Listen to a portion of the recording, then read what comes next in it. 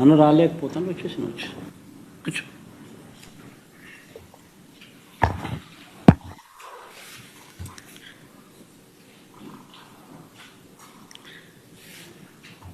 ఈ నెలల్లో జరిగిన పరిణామాల మీద ఈరోజు ఈ ప్రెస్ మీట్ వాటికి సంబంధించిన పలు అంశాల మీద ఇటువైపున స్టోరీ చంద్రబాబు నాయుడు గారు చెప్పిన అబద్ధాలు, వక్రీకరణలు ఇవన్నీ ఒకవైపున స్టోరీ మాత్రమే కనిపించిన పరిస్థితుల మధ్య అసలు వాస్తవాలు ఏమిటి, ఆ వాస్తవాలకు సంబంధించిన సాక్ష్యాలు, ఆధారాలతో సహా ఇటువైపున నాణ్యానికి రెండో వైపున ప్రజెంటేషన్ చేసే కార్యక్రమం ఈరోజు జరుగుతూ ఉంది. కూర్చోను, కూర్చో, ఇద్దరు కూర్చో, లేయాల్సి చెప్తున్నాను.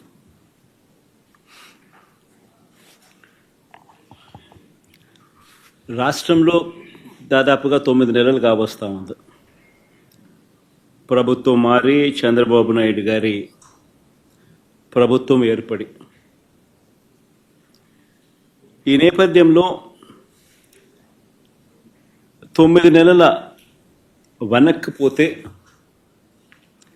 ఎన్నికలకు ముందు చంద్రబాబు గారి నోట మాట ఏమిటి అనంటే బాబు షూరిటీ భవిష్యత్ గ్యారంటీ అని చెప్పి చంద్రబాబు నాయుడు గారి నోట వినిపించే ఒక కామన్ ఫ్రేజ్. 9 నెలల తర్వాత పరిస్థితి ఏమిటి అని అంటే బాబు షూరిటీ, మోసం గ్యారంటీ. ఇది ఈ 9 నెలల కాలంలో ఇప్పుడు మనందరికీ కనిపిస్తూ ఉన్న ఫ్రేజ్.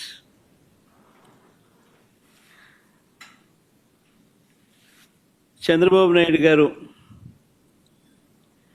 ఎన్నికల వేళ చెప్పిన ప్రతి మాట, ఆ మేనిఫెస్టో అంటూ తాను రిలీజ్ చేసిన మేనిఫెస్టోలో తాను చెప్పిన మాటలు, ఎన్నికల వేళ బటన్ నొక్కడం అయితే ఏముంది, అదేం పెద్ద పనా, ముసలావిడ కూడా బటన్ నొక్కుతుంది అన్నాడు అప్పట్లో. నా చంద్రాయుడు ముసలావిడ కూడా కుర్చీలాక్క, ముసలావిడ కూడా బటన్ నొక్కుతుంది, అదేమన్నా బటన్ నొక్కడం గొప్ప సంగతి అని చెప్పి అన్న సందర్భాలు మనం చాలా చూసాం.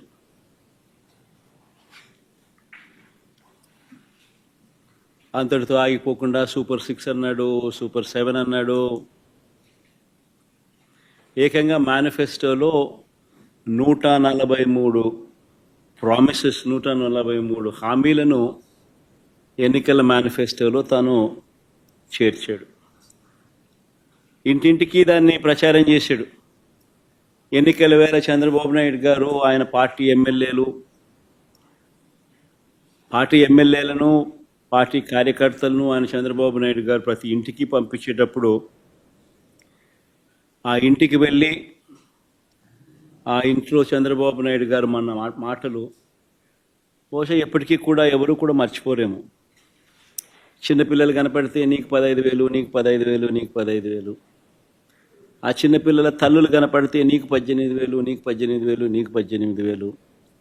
ఆ తల్లులు, ఆ పిన్నమ్మలు, ఆ తల్లుల అత్తలు, వాళ్ళ అమ్మమ్మలు, అంటే ఆ అమ్మలు, ఆ తల్లుల అత్తలు, వాళ్ళు కనపడితే మీకు 50 ఏళ్ళు నిండాయి కదా, మీకు 48,000, నీకు 48,000, నీకు 48,000, నీకు 48,000. ఇంట్లో నుంచి 20 ఏళ్ళ పిల్లాడు బయటకు వస్తే నీకు 36,000, నీకు 36,000, నీకు 36,000. ఇంట్లో నుంచి రైతు కనిపిస్తే, కండువా వేసుకుని రైతు కనిపిస్తే నీకు 20,000, నీకు 20,000, నీకు 20,000. ఇది రొటీన్గా మనకు వినిపించిన మాటలు ఎన్నికలప్పుడు. ఈనాడు చూసినా, ఆంధ్రజ్యోతి చూసినా, TV5 చూసినా, వాళ్ళ ఇళ్ళట్లో నుంచి వచ్చే మాటలు విన్నా, ప్రతి ఇంట్లో రొటీన్గా కూడా ఇవన్నీ కూడా మనకు వినిపించే మాటలు. ఇవే కాకుండా ఈ హామీలన్నిటికీ గ్యారంటీ ఇదిగో బాండ్లు అని చెప్పించారు. బాండ్లు, హామీలకు గ్యారంటీ అంటూ ఇంటింటికి బాండ్లు కూడా పంచారు. అమలు చేయలేకపోతే ఏమన్నారు? అమలు చేయలేకపోతే చొక్కా పట్టుకోండి అన్నారు. అమలు చేయలేకపోతే చొక్కా పట్టుకుని నిలదీయండి అని కూడా అన్నారు. ఇప్పుడు వీరిచ్చిన బాండ్లు ఏమైనాయి? ఇప్పుడు వీరు చెప్పిన మేనిఫెస్టో హామీలు ఏమైనాయి? వీరు పంచిన పాంఫ్లెట్స్ ఏమైనాయి? ఎవరి చొక్కా పట్టుకోవాలి? ఈ 9 నెలల కాలంలో చంద్రబాబు నాయుడు గారి పాలనలో మనం చూస్తూ ఉన్నది ఇది. మరోవైపున చూస్తే రాష్ట్రానికి సంబంధించిన అప్పులు కేవలం ఈ 9 నెలల కాలంలోనే రికార్డులు బద్దలు కొట్టేసి, బహుశా ఎప్పుడు కూడా ఏ ప్రభుత్వము కూడా ఈ స్థాయిలో అప్పులు చేసిన పరిస్థితులు బహుశా దాఖలాలు ఎప్పుడు కూడా లేవు. ఆ స్థాయిలో రికార్డులు బద్దలు కొట్టేశారు. 9 నెలల కాలంలోనే బడ్జెటరీ అప్పులే, అంటే with in the purview of FRBM పరిధిలోకి వచ్చే బడ్జెటరీ అప్పులు, అంటే public account and public debt అప్పులే అక్షరాల ఈ 9 నెలల కాలంలో 80,827 కోట్లు.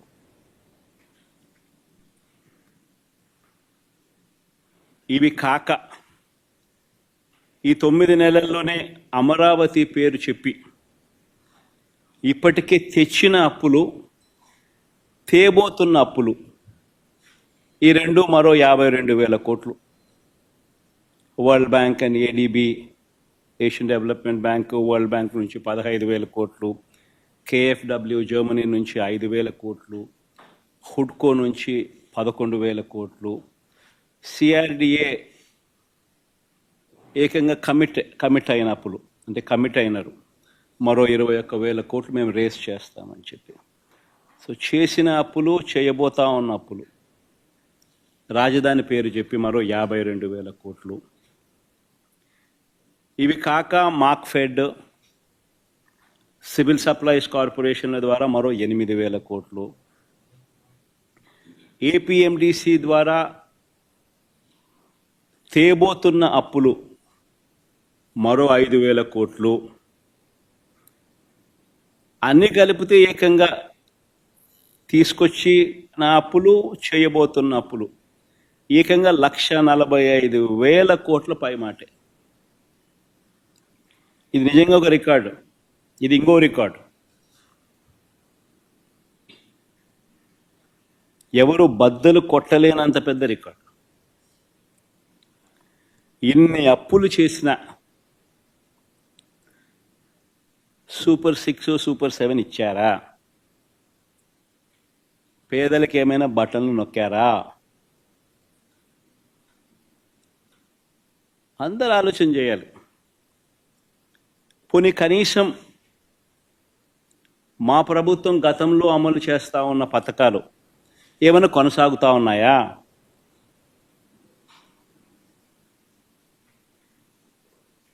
సూపర్ 6 లేదు, సూపర్ 7 లేదు.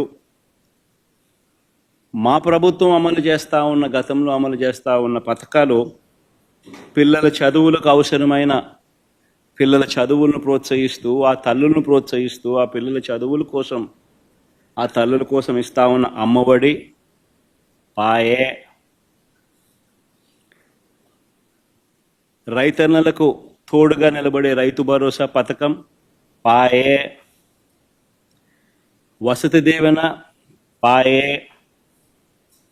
విద్యా దీవెన అరకొర, చేయూత లేదు, ఆసరా లేదు, 0 వడ్డీ ఆరోగ్యశ్రీ పూర్తిగా కూడా యగనామమే, వాహనమిత్ర, నేతన్న నేస్తం, మత్స్యకార భరోసా, కాపు నేస్తం ఈబీసీ నేస్తం, చేదోడు, తోడు, లానేస్తం అన్నీ గతంలో ఉన్న పథకాలన్నీ కూడా పాయే.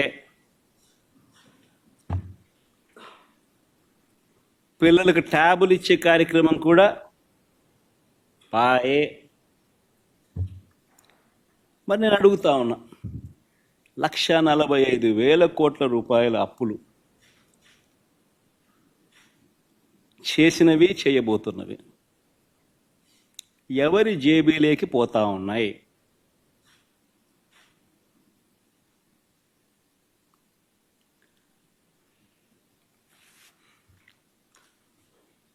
ఈ 9 నెలల కాలంలో పోనీ ఉద్యోగాలు ఎంతమందికి ఇచ్చారు, ఉద్యోగాల పరిస్థితి ఏమిటి అని కూడా కాస్త ఒకవైపు అటువైపు చూస్తే, ఒక్క కొత్త ఉద్యోగం ఇచ్చిన దాఖలాలు లేవు, కానీ ఊడగొట్టిన ఉద్యోగాలు మాత్రం ఏకంగా 2,60,000 ఉద్యోగాలు, వాలంటీర్ల ఉద్యోగాలు పూర్తిగా తీసేశాడు. 18,000 మంది బ్రేవరీస్ కార్పొరేషన్లో 18,000 మంది వాళ్ళ ఉద్యోగాలు పాయే. 2,60,000 మంది వాలంటీర్ల ఉద్యోగాలు పాయే. బ్రేవరీస్ కార్పొరేషన్లో మరో 18,000 ఉద్యోగాలు పాయే. ఫైబర్ నెట్, ఏపీఎండిసి, ఫీల్డ్ అసిస్టెంట్లు, వైద్య ఆరోగ్య శాఖ, ఇలా ఆయా విభాగాలలో వేల సంఖ్యలో ఉద్యోగాలు పూర్తిగా తీసేశారు. ఇవన్నీ ఒక ఎత్తున గ్రామ వార్డు సచివాలయాలలో సైతం పనిచేస్తూ ఉన్న ఉద్యోగస్తులను కూడా, వారిని కూడా సచివాలయాల నుంచి వాళ్ళందరినీ కూడా డిస్లొకేట్ చేసి గవర్నమెంట్ రంగంలో మిగతా డిపార్ట్మెంట్లలో ఎక్కడైనా వేకెన్సీస్ ఉంటే అక్కడ వాళ్ళని సరిదీసే కార్యక్రమం మొదలెట్టాడు. సో ఆ ఇచ్చే ఉద్యోగాలు కూడా పూర్తిగా కుదించే కార్యక్రమం. వాలంటీర్లను అయితే ఎలా మోసం చేశాడో మనం అంతా చూసాం. ఎన్నికలకు ముందు వాలంటీర్లకు 10,000 జీతం అన్నాడు. 10,000 బాయ, వాలంటీర్ ఉద్యోగం ఉన్నది బాయ. పోనీ ఉద్యోగస్తులనైనా అంత బాగా చూసుకున్నాడంటే వాళ్ళను మోసమే. ప్రభుత్వం వచ్చిన వెంటనే ఆయన మేనిఫెస్టో ఒకసారి చూస్తే, ఆయన మేనిఫెస్టో ఆయన ఇచ్చిన 143 హామీలు ప్రభుత్వం వచ్చిన వెంటనే అయ్యారన్నాడు. ఇంటరిమ్ రిలీఫ్ ఇంతవరకు 9 నెలలు అయింది. రూపాయి పెంచింది, రూపాయి ఇచ్చి పుణ్యం కట్టుకున్న పాపాన పోల. 9 నెలలు అయిపోయింది. ఉద్యోగులకు మెరుగైన పిఆర్సీ అన్నాడు. ఉన్న పిఆర్సీ చైర్మన్ బలవంతంగా రాజీనామా చేయించారు. కొత్త పిఆర్సీని ఇంతవరకు వేయలా. ఐఆర్ ఇవ్వాల. 1వ తేదీనే జీతం అన్నాడు. 9 నెలల కాలంలో ఒకే ఒక నెల ఇచ్చాడు. మిగతా 8 నెలలు నెలలో 1వ తారీఖున జీతాలు ఇచ్చాడు చంద్రబాబు గారు. చెప్పాలి,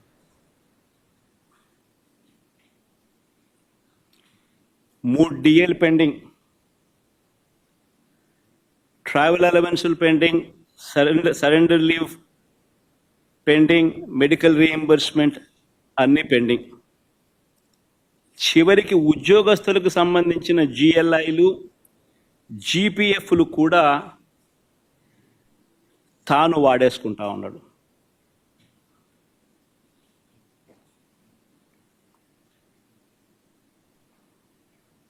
ఈరోజు రాష్ట్రంలో పరిస్థితి ఇది. విధ్వంసం, ఆర్థిక విధ్వంసం అంటే ఇది. మరోవైపున ఆంధ్ర రాష్ట్రాన్ని సుస్థిర రాష్ట్రంగా మార్చేందుకు, ఆంధ్ర రాష్ట్రం పొటెన్షియల్ను పెంచేందుకు ఒక విజన్తో రాష్ట్రానికి తన సొంత వనరులు పెరిగేలా శాశ్వత ప్రాతిపదికన రాష్ట్రం మెరుగ్గా ఉండేందుకు పోర్ట్ బేస్డ్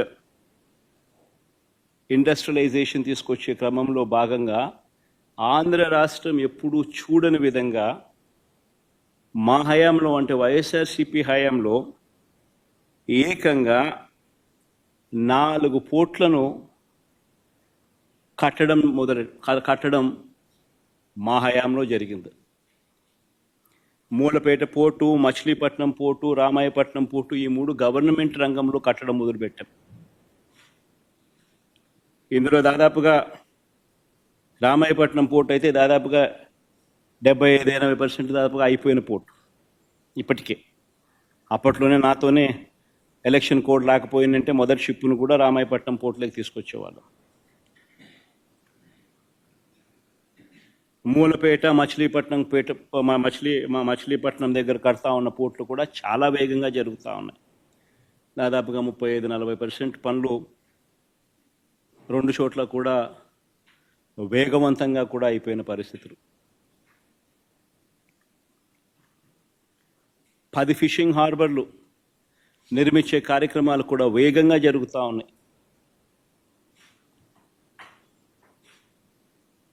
అందులో 1-2 నా హయాం మన హయాంలోనే ప్రారంభోత్సవం కూడా చేసాం. ఇంకొకటి మన హయాంలో పూర్తయింది, ఎలక్షన్ కోడ్ వల్ల మనం చేయలేకపోయినాం. మొన్న ఏదో వీడియో కాన్ఫరెన్సింగ్ ద్వారా మన ఏదో మోడీ గారితో ఏదో ఓపెనింగ్ చేయడం కూడా జరిగింది. భవిష్యత్తులో వీటి విలువ కొన్ని లక్షల కోట్లు. నాగార్జున సాగర్ లాంటి ప్రాజెక్టు, శ్రీశైలం లాంటి ప్రాజెక్టులు ఈరోజు కట్టాలంటే సాధ్యమయ్యే పని కూడా కష్టమే.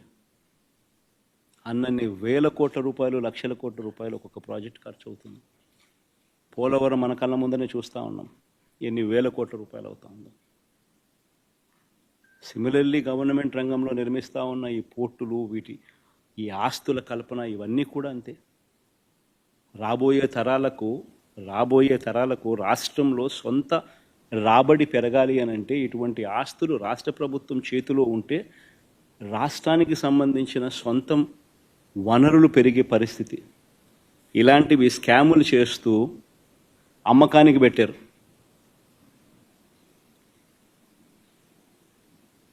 ఆల్రెడీ ఫైనాన్షియల్ టైఅప్ అయిపోయి ఉన్న ప్రాజెక్టులు ఇవన్నీ.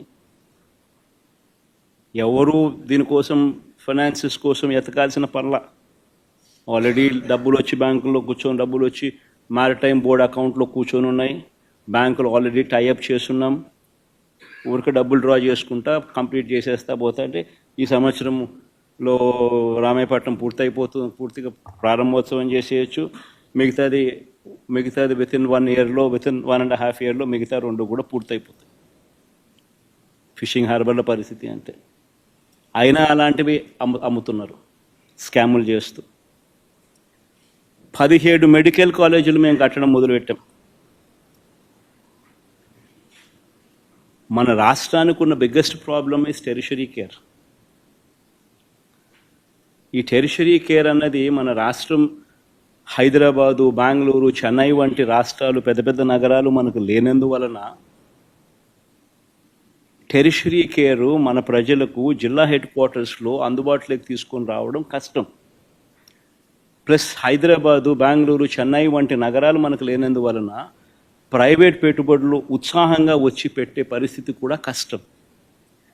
సో పేదవాడికి ఎక్కడైనా మల్టీ స్పెషాలిటీ హాస్పిటల్స్ అందుబాటులోకి రావాలి అని అంటే గవర్నమెంట్ పూసుకొని పేదవాడు ఇబ్బంది పడకూడదు అన్న ఆరాటంతో, ఎందుకనంటే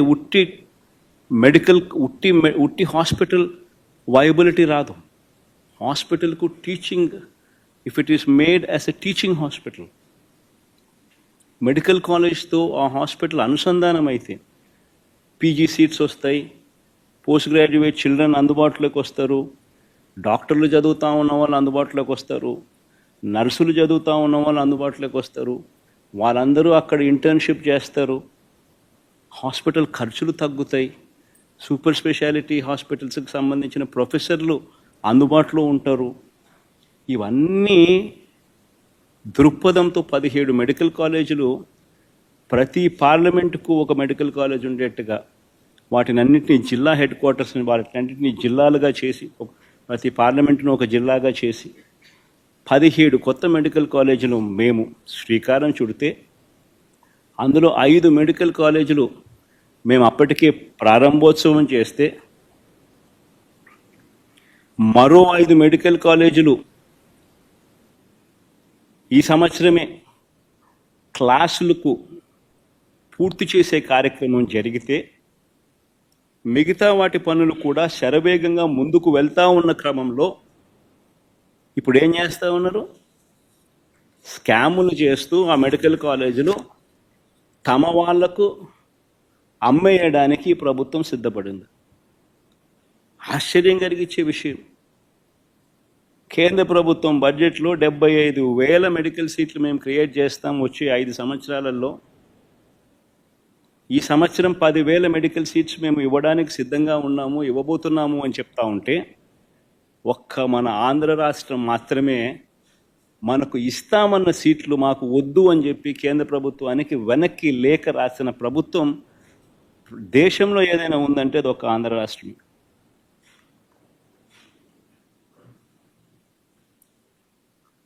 స్కాముల కోసం ఉన్న ఆస్తులు అమ్ముతున్నారు.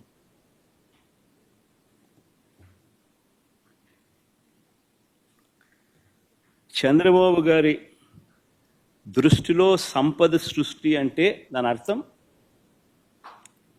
తన ఆస్తులు పెంచుకోవడం, తన వారి ఆస్తులను పెంచుకోవడం మాత్రమే సంపద సృష్టి. ఈరోజు రాష్ట్రంలో జరగని స్కామ్ లేదు.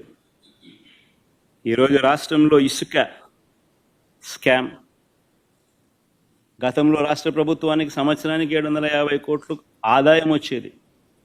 ఈరోజు రాష్ట్ర ప్రభుత్వానికి రూపాయి ఆదాయం రావడంలా ఇసుక నుంచి. కానీ ఇసుక చూస్తే మనం గతంలో అమ్మిన రేటు కన్నా డబల్ ది రేటుకి అమ్ముతున్నారు. సంపద సృష్టి ఎక్కడ జరుగుతూ ఉంది? చంద్రబాబు నాయుడు జోబిలో జరుగుతూ ఉంది. రాష్ట్ర ప్రభుత్వానికి ఆదాయం ఆవిరై. మద్యం, గవర్నమెంట్ రంగంలో నడిచే మద్యం షాపులు ప్రైవేటైజ్ చేసినాడు. కరెక్ట్గా ఇదే ఆరోపణ మీదనే అరవింద్ కేజ్రీవాల్ అనే ఆయనను జైల్లో పెట్టారు. ఇక్కడ సక్సెస్ఫుల్గా అక్కడ చేయలేకపోయాడు. చేయక మునిపే ఆయన జైలుకు పోయినాడు పాపం. ఇక్కడ చేసి సక్సెస్ఫుల్గా అరవింద్ కేజ్రీవాల్ని అక్కడికి పోయి తిట్టొస్తాడు.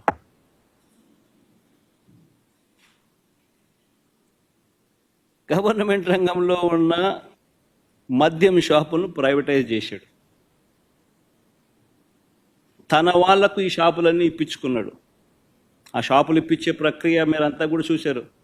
ఏ రకంగా ఎమ్మెల్యేలు కిడ్నాపులు చేశారో, ఏ రకంగా ఎమ్మెల్యేలు పోలీసులు అందరూ కూడా వాళ్ళకు సంబంధించిన వాళ్ళని మాత్రమే టెండర్లలో పార్టిసిపేట్ చేసేట్టుగా చేశారో. అది ఆక్షన్ కాదు, అది లాటరీ. అంటే వీళ్ళకి కావాల్సిన వాళ్ళకి మాత్రమే ఇప్పించుకునే ప్రక్రియ. ఆ లాటరీలో కూడా మిగతా వాళ్ళు ఎవరు కూడా పార్టిసిపేట్ చేయకుండా వీళ్ళు మాత్రమే పార్టిసిపేట్ చేసేట్టుగా మళ్ళీ పోలీసులు గవర్నమెంట్ నడపడం. మళ్ళా ఎమ్మెల్యేలు బెల్ట్ షాపులకు ఆక్షన్ పిలవడం.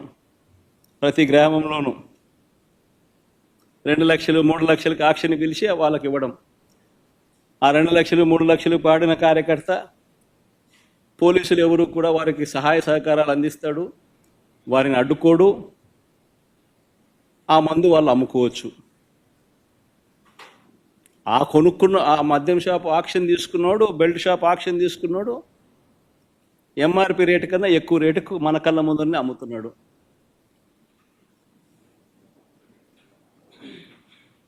మరి గవర్నమెంట్ రంగంలోనే షాపులుంటే ఆ ఆదాయం అంతా రాష్ట్ర ప్రభుత్వానికి వచ్చేదేగా. రాష్ట్ర ప్రభుత్వం ఆదాయం తగ్గుతుంది, చంద్రబాబు నాయుడు జోబులు ఆదాయం పెరుగుతూ ఉంది.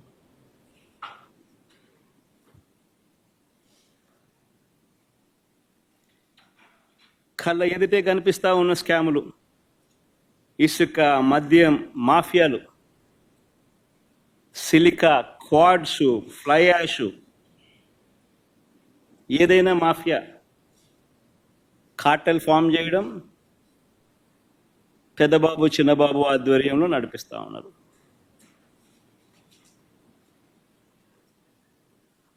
ప్యాకాట క్లబ్బులు, ప్రతి నియోజకవర్గంలోనూ ప్యాకాట క్లబ్బులు, చివరికి మండల స్థాయి గ్రామ స్థాయిలో కూడా ప్యాకాట క్లబ్బులు నడుపుతూ ఉన్నారు. నియోజకవర్గంలో ఏమి జరగాలన్నా, మీకున్న ఫ్యాక్టరీ నడవాలన్నా, మీకు ఎవరికైనా మైనింగ్ లీజ్ ఉంటే ఆ మైనింగ్ లీజ్ మీరు నడుపుకోవాలన్నా, ఆ మైనింగ్ కార్యక్రమం మీరు చేయాలన్నా, ఏమి వ్యాపారం చేయాలన్నా కూడా ఎమ్మెల్యేకు దగ్గరికి వచ్చి అంతో ఇంతో ఇవ్వాలి. ఇస్తేనే పనులు జరిగేది, ఇస్తేనే పనులు చేసుకోవచ్చు. ఎమ్మెల్యే పెద్దబాబుకింత, చిన్నబాబుకింత, దత్తపుత్రునికింత, ఆయన సర్దితేనే నాకింత నీకింత అని సాఫీగా జరుగుతాయి.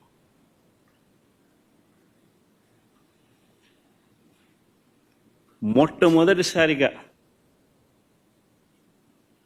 ఎంత దారుణమైన కరప్షన్ అంటే, కాంట్రాక్టర్లకు ఇచ్చే కార్యక్రమంలో, పనులు ఇచ్చే కార్యక్రమంలో మొబిలైజేషన్ అడ్వాన్స్ తీసుకొచ్చినారు. ఇంతకుముందు లేదు మొబిలైజేషన్ అడ్వాన్స్ ఇచ్చే కార్యక్రమం. పనులు చేసినప్పుడు, చేసిన తర్వాత బిల్లులు పెడితే ఆ బిల్లులు మాత్రమే డబ్బులు ఇచ్చే పరిస్థితి నుంచి, అలా కాదు, నువ్వు పనులు చేయకపోయినా పర్వాలా, నీకు అలాట్మెంట్లోనే 10% మొబిలైజేషన్ అడ్వాన్స్ ఇచ్చేస్తాము, అందులో 8% మాకు తిరిగి ఇచ్చేసేయి, 2% నువ్వు పెట్టుకో అని చెప్పి నీకింత నాకింత అని పంచుకుంటా ఉన్నారు. ఈరోజు జరుగుతూ ఉంది.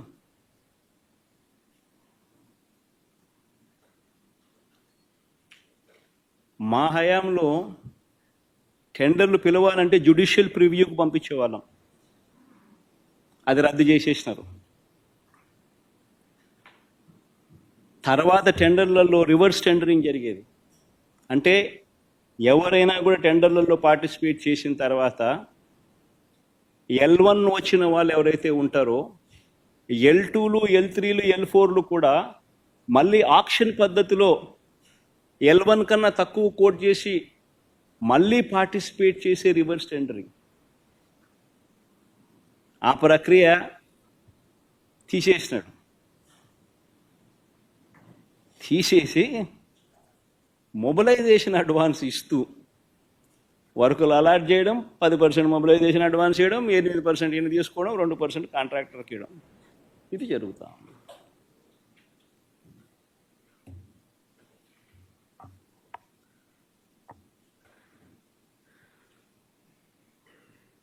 ఇవన్నీ చేస్తూ ఉన్నారు కాబట్టి సంపద సృష్టి అనేది జరగడంలా. రాష్ట్ర ప్రభుత్వం ఆదాయం ఆవిరవుతూ ఉంది.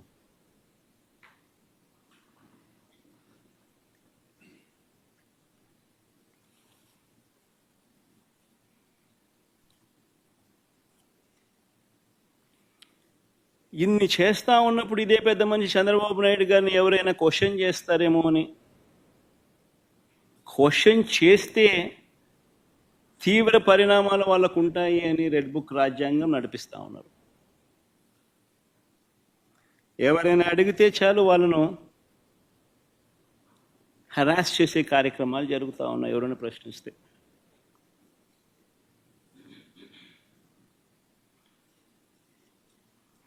ఎవరైనా మా హామీలు ఏమైనాయి అని చెప్పి మన రాయచోటిలో చంద్రబాబు నాయుడు గారిని ప్రశ్నిస్తే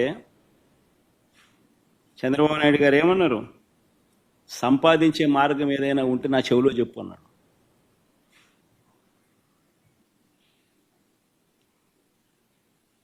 అంటే ఎంత వెటకారం అయిపోయిందనంటే, నువ్వు రాజకీయ నాయకుడివి, నువ్వు మాటిచ్చావు, అన్నీ తెలిసి నువ్వు మాటిచ్చావు, మాటిచ్చి నిన్ను ప్రశ్నిస్తే సంపద ఎలా సృష్టించాలో నాకు తెలియదు, నువ్వు నా చెవిలో చెప్తే నేను తెలుసుకుంటాను, నువ్వు సంపద నేను సృష్టించిన తర్వాత నీకు ఇస్తాను అంటున్నాడు. ఎక్కడ ఎంత వెటకారంగా ప్రజలతో జీవితాలతో ఆడుకుంటా ఉన్నాడు ఈ మనిషి.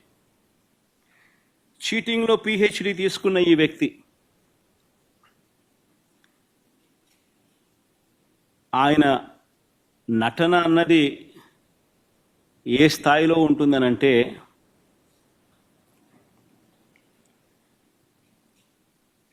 తానిచ్చిన హామీలను తానే ఎగరగొడతాడు. ఎగరగొట్టి చాలా బాధగా ఉంది అంటాడు,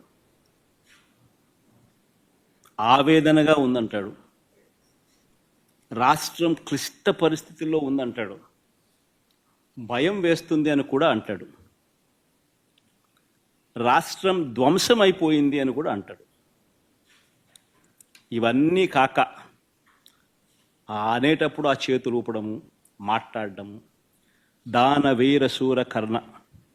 ఎన్టీ రామారావు గారి సినిమా మీరు చూశారో లేదో కానీ, ఆయనకు కాదు ఏదైనా అవార్డు ఏదైనా ఉంటే నటనలో అవార్డు ఇవ్వాల్సింది, చంద్రబాబు నాయుడు గారికి అవార్డు ఇస్తే ఇంకా బాగా పర్ఫెక్ట్గా సరిపోతుంది.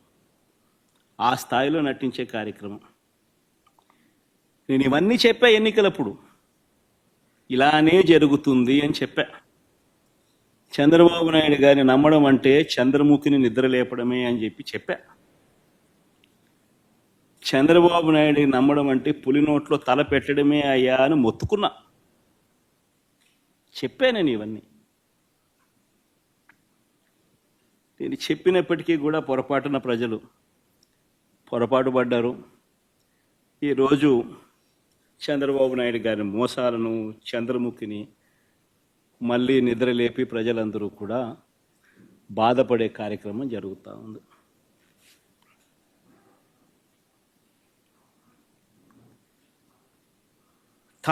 చంద్రబాబు నాయుడు గారు ప్రజలను వంచే కార్యక్రమం ఏదైతే ఉందో, మోసం చేసే కార్యక్రమం ఏదైతే ఉందో, అది స్లోగా ఒక పద్ధతి ప్రకారం స్లోగా పాయిజన్ ఎక్కిస్తుంటాడు. తన అబద్ధాల ఫ్యాక్టరీలో నుంచి అబద్ధాలను బయటికి తీస్తాడు. దానిని ఈనాడు, ఆంధ్రజ్యోతి, TV5 వీళ్ళంతా కూడా రకరకాల పద్ధతుల్లో పబ్లిసిటీ ఇస్తారు. చంద్రబాబు నాయుడు తప్పే లేదన్నట్టుగా, రాష్ట్రం ఇలాంటి పరిస్థితిలో ఉంది కాబట్టి ఆయన చేయలేకపోతా ఉన్నాడు అన్నట్టుగా ఇంప్రెషన్ ఇస్తూ అలా అలా అలా అలా అలా స్లో పాయిజన్ ఇచ్చుకుంటూ పోయే కార్యక్రమం జరుగుతూ ఉంది. ఒక పద్ధతి ప్రకారం, ఒక ప్లాన్ ప్రకారం. ఆయన చెప్పే అబద్ధాలు, అవి అబద్ధాలని తెలిసి కూడా, అది వక్రీకరణ అని తెలిసి కూడా, తెలిసినా కూడా అవే నిజాలు అన్నట్టుగా మళ్ళీ ఇదే ఈనాడు, ఇదే ఆంధ్రజ్యోతి, ఇదే TV5 దాన్ని అలా బుల్డోజ్ చేసుకుంటూ పోతాయి. మొన్న ఈ మధ్యకాలంలో నీతి ఆయోగ్ పేరుతో కొత్త డ్రామాలు మీరంతా కూడా చూసే ఉంటారు. మొన్న ఈ మధ్యకాలంలో నా యాబ్సెన్స్లో నీతి ఆయోగ్ అని చెప్పి ఒకటి చంద్రబాబు నాయుడు ప్రజెంటేషన్ అని చెప్పి ఒక కొత్త డ్రామా చేశాడు. చంద్రబాబు నాయుడు గారు చూపించిన రిపోర్ట్లు ఏమిటి, వాస్తవాలు ఏమిటి అని చెప్పి కూడా ఒక్కసారి నేను చెప్తా. ఎవరైనా కూడా కంపేర్ చేసేటప్పుడు తన 5 సంవత్సరాలు, మన 5 సంవత్సరాలు మొత్తంగా కంపేర్ చేసి ఇది వాస్తవాలు అని చెప్పాలనా లేదా? మామూలుగా ఎవరైనా కూడా చిత్తశుద్ధి ఉన్న వాళ్ళైతే. కానీ ఈ మనిషి ఏం చేశాడు? ఈ చెద్దమని చంద్రబాబు నాయుడు గారు ఆయన పాలనలో బెస్ట్ ఇయర్ తీసుకున్నాడు. ఒక సంవత్సరం 2018-19. మన పాలనలో వర్స్ట్ ఇయర్ తీసుకున్నాడు ఒక సంవత్సరం 2022-23 సంవత్సరం. తీసుకొని పోలిక చూపిస్తూ, రాష్ట్రం సెలెక్టివ్గా పోలిక చూపిస్తూ చాలా అన్యాయమైన పరిస్థితిలో ఉన్నట్టుగా ఇంప్రెషన్ ఇచ్చాడు. నేను ఇప్పుడు మీకు ఆ 5 ఏళ్ళ డేటా ఇస్తాను. చంద్రబాబు నాయుడు గారు 5 ఏళ్ళ డేటా, వైఎస్ఆర్సీపీ ప్రభుత్వానికి సంబంధించిన 5 ఏళ్ళ డేటా. అందులో చంద్రబాబు నాయుడు గారు చెప్పిన ఆ సంవత్సరం కూడా కనిపిస్తుంది, ఒక సంవత్సరం. దాని తర్వాత మీరే చెప్పండి, ఎవరు ఆర్థిక విధ్వంసం చేశారో అన్నది ఎవరో మీరే చెప్పండి. ఆ డేటా ఒక్కసారి చూపించము, ఒకసారి టేబుల్ 1 ఒకసారి చూపించము ఒకసారి. ఇన్ఫ్యాక్ట్ మా హయాంలో ఇంకోటి గుర్తుపెట్టుకోవాల్సిన అంశం, చాలా గుర్తుపెట్టుకోవాల్సిన అంశం ఒకటి ఉంది. మా హయాంలో 2.5 సంవత్సరం కోవిడ్. మా హయాంలో, వైఎస్ఆర్సీపీ హయాంలో 2.5 సంవత్సరం కోవిడ్. చంద్రబాబు నాయుడు గారి హయాంలో కోవిడ్లు లేవు, పాండమిక్లు లేవు, ఇంకొకటి లేవు. క్యాపిటల్ ఎక్స్పెండిచర్ ఒక్కసారి గమనించండి. ఎవరు ఆర్థిక విధ్వంసం చేశారు అన్నది ఒకసారి గమనిద్దాం. 2014 నుంచి 2019 దాకా చంద్రబాబు నాయుడు గారి హయాంలో యావరేజ్ క్యాపిటల్ ఎక్స్పెండిచర్ అంటే మూలధన వ్యయం, అంటే ఆస్తుల కల్పనలో భాగంగా చంద్రబాబు నాయుడు గారి హయాంలో ఏ మేరకు క్యాపిటల్ ఎక్స్పెండిచర్ చేశాడు అని చెప్పి చూస్తే, యావరేజ్ ఆయన హయాంలో 13,860 కోట్ల రూపాయలు ఆయన క్యాపిటల్ ఎక్స్పెండిచర్ చేస్తే, మా హయాంలో కోవిడ్ లాంటి సమస్యలు ఉన్నా కూడా, కోవిడ్ లాంటి విపత్కర సమస్యల్లో కూడా ఒకవైపున ప్రజలకు తోడుగా ఉంటూ ఆదుకుంటూ, మరోవైపున క్యాపిటల్ ఎక్స్పెండిచర్ మీద మూలధన వ్యయం కింద మా యావరేజ్ ఎక్స్పెండిచర్ 15,632 కోట్ల రూపాయలు మేము ఖర్చు చేశాం. అంటే ఎవరి హయాంలో ఆర్థిక విధ్వంసం జరిగింది అని నేను అడుగుతా ఉన్నా. ఇది కాగ్ రిపోర్ట్.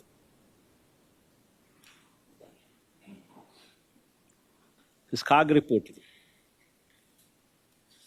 ఇదే పెద్ద మనిషి చంద్రబాబు నాయుడు గారు టేబుల్ 2 కూడా చూపించాము. సోషల్ సర్వీసెస్ కింద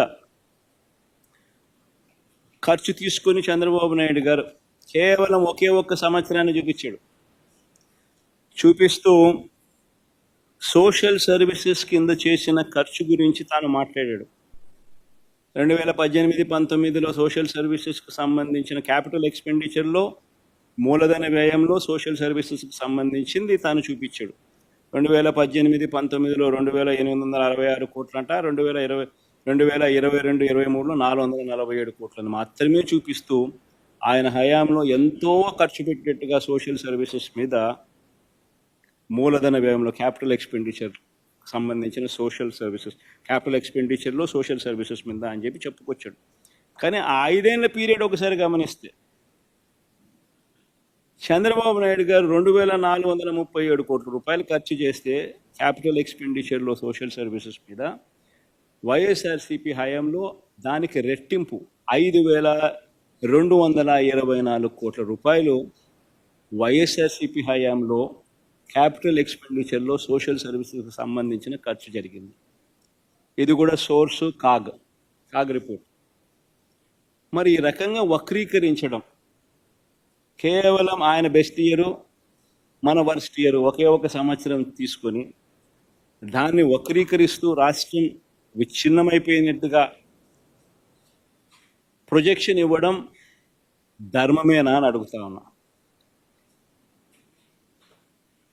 చంద్రబాబు నాయుడు గారి మనస్తత్వానికి, వక్రీకరణకు ఇది అద్దం.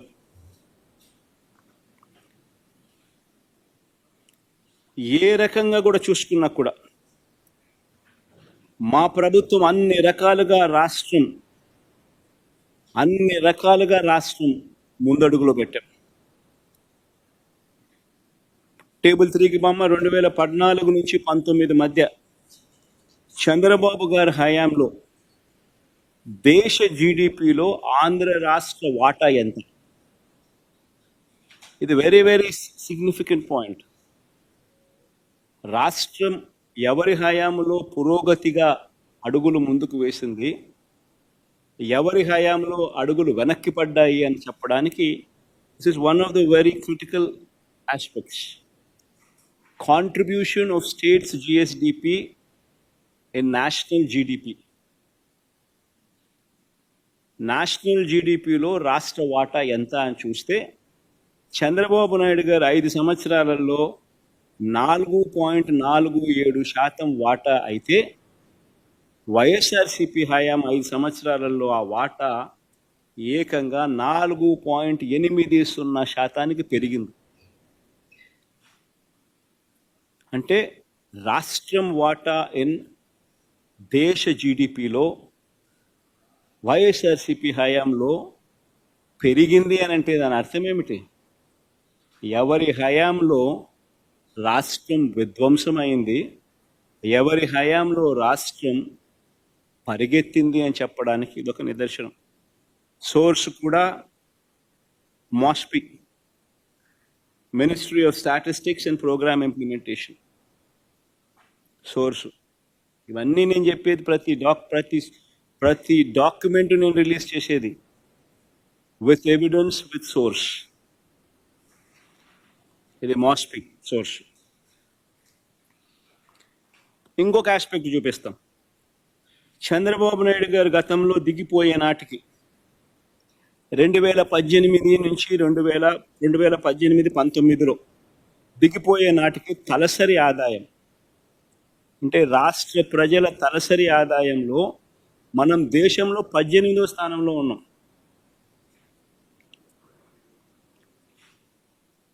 తలసరి ఆదాయంలో మనం దేశంలో 18వ స్థానంలో ఉంటే చంద్రబాబు నాయుడు గారి హయాంలో, అదే వైఎస్ఆర్సీపీ హయాం వచ్చేసరికి ఆ 5 సంవత్సరాల కాలంలో వైఎస్ఆర్సీపీ ప్రభుత్వం దిగిపోయే నాటికి తలసరి ఆదాయంలో ఏకంగా 15వ స్థానానికి పెరిగాం.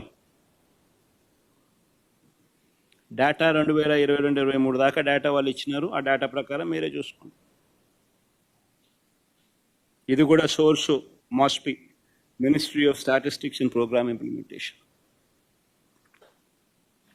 అంటే ఎవరి హయాంలో ఆర్థిక విధ్వంసం జరిగింది, ఎవరి హయాంలో ప్రజలు బాగుపడ్డారు అని చెప్పడానికి ఈ డేటా.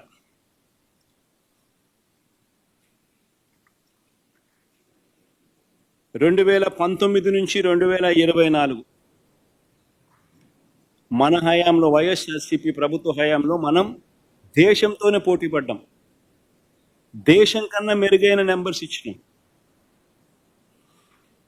ఆ మధ్యలో ఉన్నది చూస్తే దేశంతో ఆంధ్ర రాష్ట్రం పోటీ పడిన ఫిగర్స్ కనిపిస్తాయి.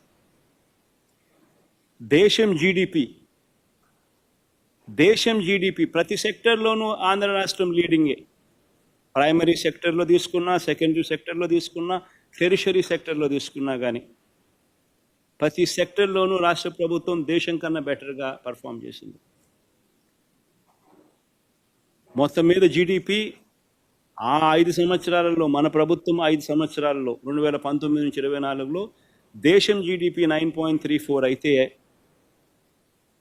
దేశం జీడిపి కన్నా రాష్ట్రం 10.23%తో మెరుగైన పనితీరు కనపరిచింది. సోర్స్ ఇది కూడా MoSPI, ministry of statistics and programme implementation. ఇంకొక ఫ్యాక్టర్ తీసుకుందాం. పారిశ్రామిక రంగం జీబీఏ. పారిశ్రామిక రంగం జీబీఏ అంటే ఇండస్ట్రీ, పరిశ్రమలు, పారిశ్రామిక రంగానికి సంబంధించిన పురోగతి,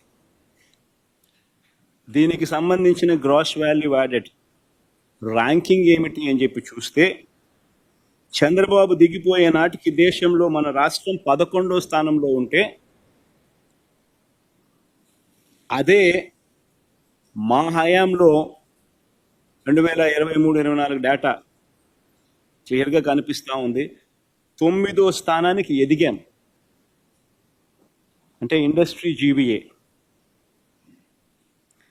పారిశ్రామిక రంగం విషయంలో ఎవరి హయాంలో రాష్ట్రం పరిగెత్తింది, ఎవరి హయాంలో పురోగతి కనిపించింది అని అంటే చంద్రబాబు దిగిపోయే నాటికి దేశంలో మన రాష్ట్రం దేశంలో 11వ స్థానంలో ఉంటే మన హయాంలో ఏకంగా 9వ స్థానానికి ఎదిగాం.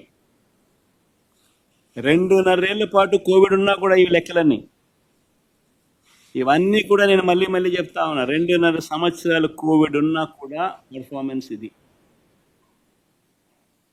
మరి ఎవరిది ఆర్థిక విధ్వంసం, అందరూ ఆలోచన చేయాలి. దీని సోర్స్ కూడా ఆర్బీఐ, సోర్స్ కూడా MoSPI, ministry of statistics and programme implementation and RBI. తర్వాత ఇంకొకటి ఫ్యాక్టర్ కూడా తీసుకొస్తాం. ఈ మధ్యకాలంలో మొన్న చంద్రబాబు నాయుడు గారు ప్రజెంటేషన్ ఇస్తూ ఇక్కడ కూడా వక్రీకరణే. ఆయన ప్రతి అడుగు వక్రీకరణ, ప్రతి అడుగు అబద్ధం, ప్రతి అడుగు మోసం. ఏ స్థాయిలో వక్రీకరణ అంటే డెట్ సస్టైనబిలిటీ గురించి చంద్రబాబు నాయుడు గారు మొన్న ఈ మధ్యకాలంలోనే ఒక నిర్వచనం చెప్పాడు. రాష్ట్ర ఆదాయం వృద్ధి రేటు కన్నా చెల్లించాల్సిన వడ్డీల వృద్ధి రేటు ఎక్కువగా ఉంటే డెట్ పరంగా సస్టైనబుల్ కాదు అని చంద్రబాబు నాయుడు గారు నిర్వచనం చెప్పాడు. సరే పోనీ ఒక మాదిరిగా ఇది ఈ మాదిరిగా క్యాలిక్యులేషన్ అనేది చేయకపోయినా కూడా ఆయన చెప్తా ఉన్న థియరీని మనం కాదని ఎందుకు అనాలి? పోనీ ఆయన చెప్తా ఉన్న థియరీ ప్రకారం, ఆయన చూపించే థియరీలో ఆంధ్ర రాష్ట్రం మన పాలనలో మాత్రమే ఏం జరిగింది అని మాత్రమే చూపిస్తాడు తప్ప ఆయన హయాంలో ఎలా ఉంది అని కూడా చూపించాలి కదా, అది చెప్పడు. ఇదే డెట్ సస్టైనబిలిటీ గురించి ఒకసారి గమనించినట్టయితే 2014 నుంచి 19 నాటికి, అంటే చంద్రబాబు నాయుడు గారి హయాంలో ఎలాంటి కోవిడ్ లేదు, ఎలాంటి పాండమిక్ లేదు. ఇవన్నీ ఏవీ లేకపోయినా కానీ చంద్రబాబు నాయుడు గారి పరిస్థితి ఏమిటి అని చెప్పి చూస్తే ఒక్కసారి గమనించినట్లయితే ఇక్కడ కేంద్ర ప్రభుత్వం కంపారిజన్ ఒకసారి ఫస్ట్ చేద్దాం. కేంద్ర ప్రభుత్వం గుణాంకాలు ఒక్కసారి గమనిద్దాం. కేంద్ర ప్రభుత్వం గుణాంకాలు పరిశీలిస్తే కేంద్ర ప్రభుత్వం చంద్రబాబు నాయుడు గారి మాదిరిగా ఆ 5 సంవత్సరాలు లెక్కలోకి వేసుకుంటే పరిస్థితి ఏమనిపిస్తుంది? కేంద్ర ప్రభుత్వం కట్టిన వడ్డీల వృద్ధి రేటు 9.26% అయితే కేంద్ర ప్రభుత్వానికి సంబంధించిన కంపౌండెడ్ యాన్యువల్ గ్రోత్ రేట్ అంటే వృద్ధి రేటు జీడిపిలో 10.97%. అంటే మంచిదే. దేశం వృద్ధి రేటు కట్టాల్సిన వడ్డీల వృద్ధి రేటు కన్నా ఎక్కువగా ఉంది. ఇది చంద్రబాబు నాయుడు చెప్పిన థియరీ ప్రకారం బాగానే ఉంది అని చెప్పి అనిపించే ఒక డేటా. మరి ఇదే మాదిరిగానే చంద్రబాబు నిర్వచనం ప్రకారం ఇదే మాదిరిగా చంద్రబాబు గారి హయాంలో ఎలా ఉంది అని కూడా ఒక్కసారి గమనిస్తే చంద్రబాబు గారి హయాంని దాచిపెట్టాడు చంద్రబాబు నాయుడు గారు, తెలివిగా ఇది చూపించాల. చంద్రబాబు నాయుడు గారు దిగిపోయే నాటికే రాష్ట్రం పరిస్థితి ఏంటంటే కట్టాల్సిన వడ్డీల వృద్ధి రేటు 15.43% ఉంటే రాష్ట్ర ప్రభుత్వంలో GSDP growth rate, compounded annual growth rate పెరుగుదల ఎంత అంటే 13.46.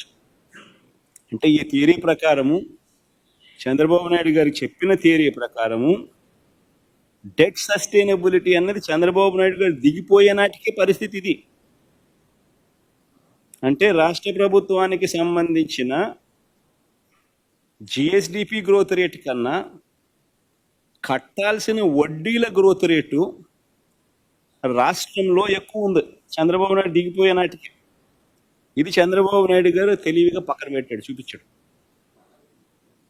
కానీ చంద్రబాబు నాయుడు గారి హయాంలోనే ఈ పరిస్థితి ఉంటే ఆ తర్వాత మన ప్రభుత్వం 2019-24 వచ్చిన తర్వాత మన ప్రభుత్వంలో కోవిడ్ వచ్చింది. 2.5 సంవత్సరాలు కోవిడ్,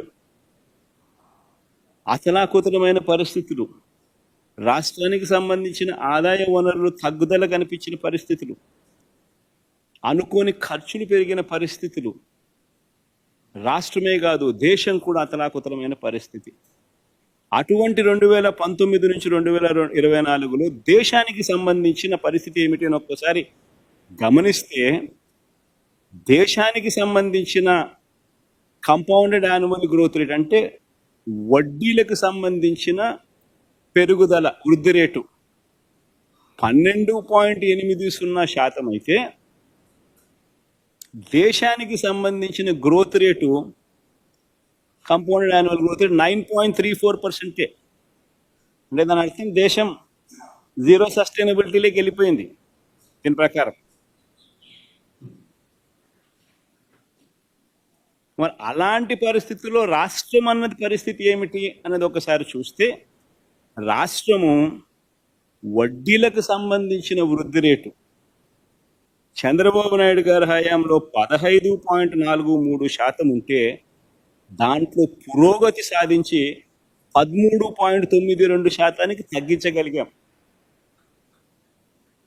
అది ఎప్పుడు?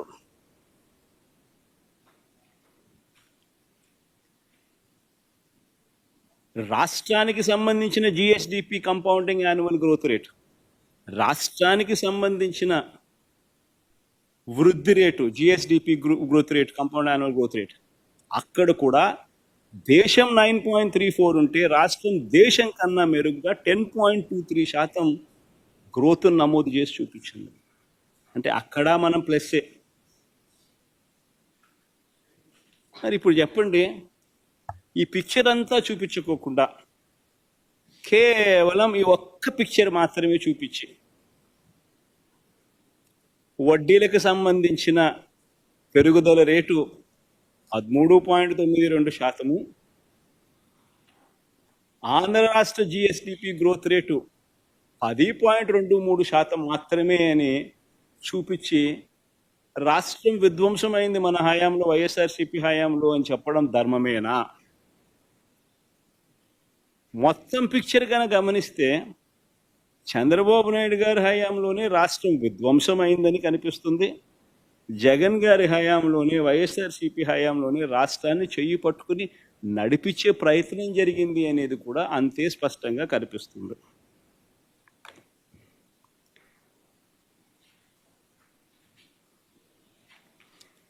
ఇక 2019 నుంచి 2024 మధ్య పరిస్థితి ఏమిటి అని చెప్పి ఒకసారి గమనించినట్టయితే, మన రాష్ట్రంలోనే కాదు, కేంద్రంలోనే కాదు, ప్రపంచంలో కూడా తీసుకున్నా కూడా ఇదే పరిస్థితి.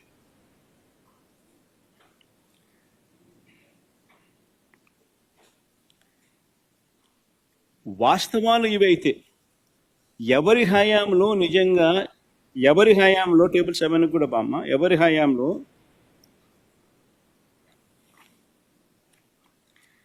వాస్తవం ఇదైతే ఎవరి హయాంలో రాష్ట్రం విచ్ఛిన్నమైంది, ఎవరి హయాంలో అప్పులు ఎలా ఉన్నాయి అని కూడా ఒకసారి గమనించినట్లయితే ఈ పెద్ద మనిషి చంద్రబాబు నాయుడు గారు అన్ని అబద్ధాలు మోసాలే చేస్తారు. ఇదే పెద్ద మనిషి ఎన్నికలప్పుడు ఏమన్నాడు? రాష్ట్రం అప్పులు 14 లక్షల కోట్లు అని చెప్పి ఊదరగొట్టాడు. రాష్ట్రం శ్రీలంక అయిపోతా ఉంది, మన్ను పాడు పరదేశి అని చెప్పి బండలు బండలు బండలు వేశాడు. గవర్నర్ గారి ప్రసంగానికి వచ్చేసరికి తగ్గిపోయాడు. రాష్ట్రం అప్పులు 10 లక్షలే అన్నాడు. అప్పుడప్పుడు శ్వేతపత్రాలు రిలీజ్ చేస్తాడు. చేసినప్పుడు రాష్ట్రం అప్పులు 12,93,000 కోట్లు అంటాడు. చివరికి బడ్జెట్ ప్రవేశపెడితే అప్పులు రాష్ట్రానికి ఎంత ఉన్నాయో చెప్పక తప్పదు అని చెప్పి బడ్జెట్ పెట్టడం కూడా పోస్ట్పోన్ చేసినాడు. ఇక చివరికి బడ్జెట్ ప్రవేశపెట్టక తప్పదు అని చెప్పి తప్పనిసరి పరిస్థితుల్లో నవంబర్లో బడ్జెట్ ప్రవేశపెట్టక తప్పల. ఏ రాష్ట్ర ప్రభుత్వం అయినా కానీ ఎవడైనా ఎప్పుడైనా గమనించారా నవంబర్లో బడ్జెట్ ప్రవేశపెట్టడం? అంటే 3 నెలలు ఒక్క చంద్రబాబు నాయుడు గారి హయాంలోనే ఆ జిమ్మిక్కులన్నీ చూస్తాం. ఎందుకంటే బడ్జెట్ ప్రవేశపెడితే ఆ బడ్జెట్ డాక్యుమెంట్ రాయాలి, రాష్ట్రానికి ఉన్న అప్పులు ఎంత ఉన్నాయి అని చెప్పి. ఆ డాక్యుమెంట్లో రాష్ట్రానికి ఉన్న అప్పులు ఎంత ఉన్నాయని ఒకసారి చూపించేస్తే ఆ తర్వాత ఇంక చంద్రబాబు నాయుడు ముసలి కన్నీరు కాల్చలేడు, డ్రామాలు ఆడలేడు, జగన్ మీద చెప్పినట్టు అన్ని తప్పులు అని చెప్పి తెలిపోతాయి కదా. కాబట్టి బడ్జెట్ డాక్యుమెంట్ ప్రవేశపెట్టడమే నవంబర్ దాకా పోస్ట్పోన్ చేశాడు. చివరికి నవంబర్లో బడ్జెట్ డాక్యుమెంట్ ప్రవేశపెట్టేసరికి తనంతటి తానే బడ్జెట్ డాక్యుమెంట్ ప్రవేశపెట్టేటప్పుడు తనంతటి తానే 6,46,531 కోట్ల రూపాయలు అని చెప్పి తాను ప్రవేశపెట్టిన బడ్జెట్ డాక్యుమెంట్లో తానే ఒప్పుకోక తప్పలేదు. ఇంతకన్నా దారుణమైన మనిషి పరిస్థితి బహుశా ఎక్కడా ఉండదు. ఈ పెద్ద మనిషి చంద్రబాబు నాయుడు గారు ఇలాంటి మోసాలు చేస్తూ ఉంటాడు ఎప్పుడు కూడా.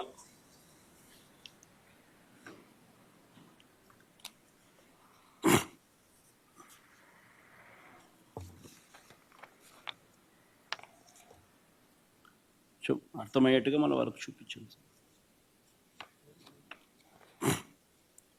ఎక్కడెక్కడ అంటే 6,46,000 కోట్లు అనేది చూపించు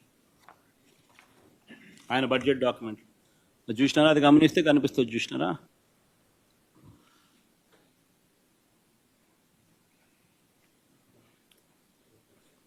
అది పబ్లిక్ డెట్ అవుట్ స్టాండింగ్, ఇది గవర్నమెంట్ గ్యారంటీస్ అవుట్ స్టాండింగ్.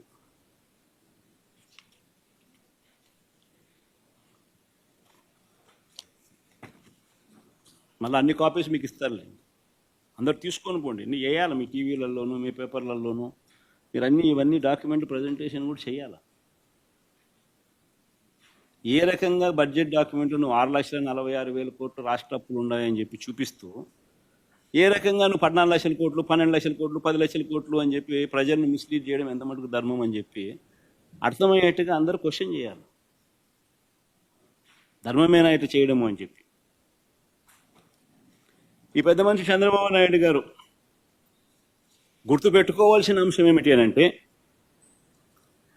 ప్రజలందరికీ కూడా తెలియాల్సిన అంశం ఏమిటి అని అంటే, ఏ ప్రభుత్వం అయినా కూడా it is governed by FRBM norms. ఏ ప్రభుత్వం అయినా కూడా FRBM ప్రకారము రాష్ట్ర GSDPలో 3%, 3.5% సెంట్రల్ గవర్నమెంట్ డిసైడ్ చేస్తుంది. ఆ డిసైడ్ చేసిన ఆ పర్సంటేజ్ ప్రకారమే ఎవరైనా కూడా బారోయింగ్ చేయగలుగుతారు. అంతకన్నా ఎక్కువ చేసే అవకాశం చాలా తక్కువగా ఉంటుంది. కానీ ఒక్క చంద్రబాబు నాయుడు గారి పాలనలో మాత్రం, అప్పట్లో అక్కడ కూడా కేంద్ర ప్రభుత్వంలో ఆయన చక్రం తిప్పుతా ఉన్నాడు కాబట్టి, తాను హయాంలో మాత్రం టేబుల్ 7 చూపించు. తాను హయాంలో మాత్రం ఎక్సెస్ బారోయింగ్ చంద్రబాబు నాయుడు గారి హయాంలో 31,000 కోట్ల రూపాయలు, అదే 31,082 కోట్ల రూపాయలు అదనపు బారోయింగ్, అడిషనల్ బారోయింగ్ చేశారు. అంటే ఇది క్లియర్గా ఆయన 5 సంవత్సరాలు మన 5 సంవత్సరాలకు సంబంధించిన డేటా. GSDP మనది ఇంత, ఫిజికల్ డెఫిసిట్ అంటే మనం బారో చేయగలిగిన లిమిట్స్ ఇంత, ఫిజికల్ డెఫిసిట్లో ఎంత percentage, physical deficit to GSDP percentage ఎంత, రికమెండేషన్ ఎంత రికమెండెడ్, ఆ రికమెండెడ్ అమౌంట్ అయితే ఎంత, చేయాల్సిన దానికన్నా ఎక్సెస్ ఎంత చేశారు అని ప్రతి సంవత్సరం గమనిస్తే 31,082 కోట్ల రూపాయలు చంద్రబాబు నాయుడు గారి హయాంలో చేయాల్సిన బడ్జెట్ కన్నా, చేయాల్సిన బారోయింగ్ కన్నా ఓవర్ బారోయింగ్ జరిగింది. ఇన్ఫ్యాక్ట్ మన కర్మ ఏంటంటే, ఆయన ఓవర్ బారోయింగ్ మన హయాంలో 17,000 కోట్లు మన హయాంలో కట్ చేసింది.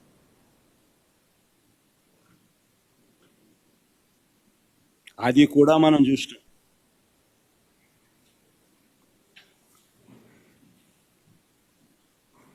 టేబుల్ 9 తీసుకుని బొమ్మ,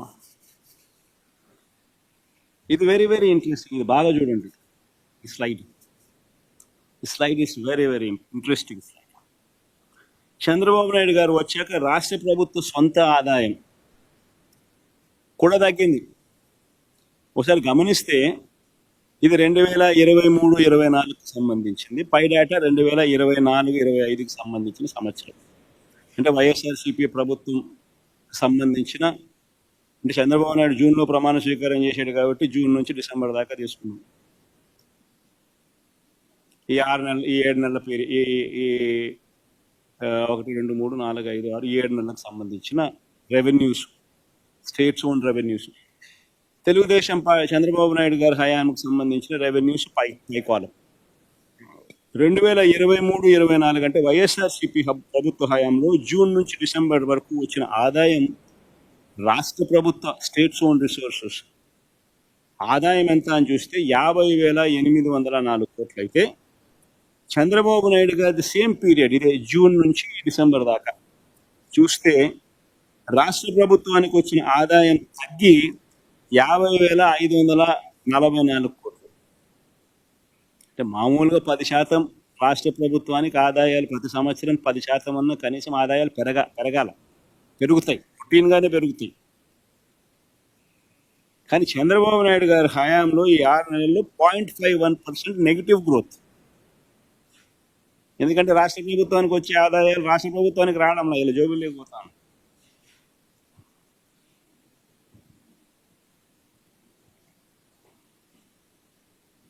.51% నెగిటివ్ గ్రోత్.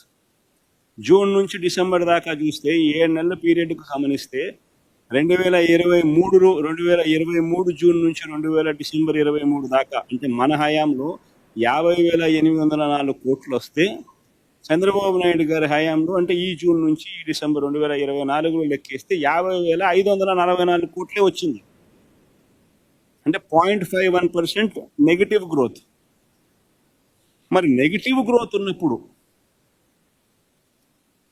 జిఎస్డిపి పెరుగుదల ఉంటుందా, తరుగుదల ఉంటుందా?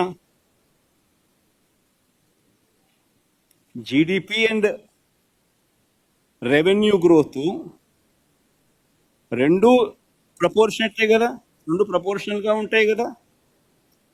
ఒకటి పెరిగితే ఇంకొకటి పెరుగుతుంది, ఒకటి తగ్గితే ఇంకొకటి తగ్గుతుంది. ఇది అందరికీ తెలిసిన థియరీనే. జీడిపి పెరిగితే రాష్ట్ర ఆదాయాలు కూడా పెరుగుతాయి, రాష్ట్ర జిఎస్డిపి పెరిగితే రాష్ట్రానికి వచ్చే ఆదాయాలు పెరుగుతాయి. జిఎస్డిపి తగ్గితే రాష్ట్రానికి వచ్చే ఆదాయాలు కూడా తగ్గుతాయి. ఇది అందరికీ తెలిసిన థియరీ. మరి 0.51% నెగిటివ్ గ్రోత్ చూపిస్తూ ఉంటే రాష్ట్రానికి సంబంధించిన ఆదాయాలలో, మరి రాష్ట్రానికి సంబంధించిన జిఎస్డిపి తగ్గాలి కదా? లేదు. చంద్రబాబు నాయుడు గారు 13% రాష్ట్ర జిఎస్డిపిగా పెరిగింది అంటూ రిపోర్ట్ ఇచ్చాడు.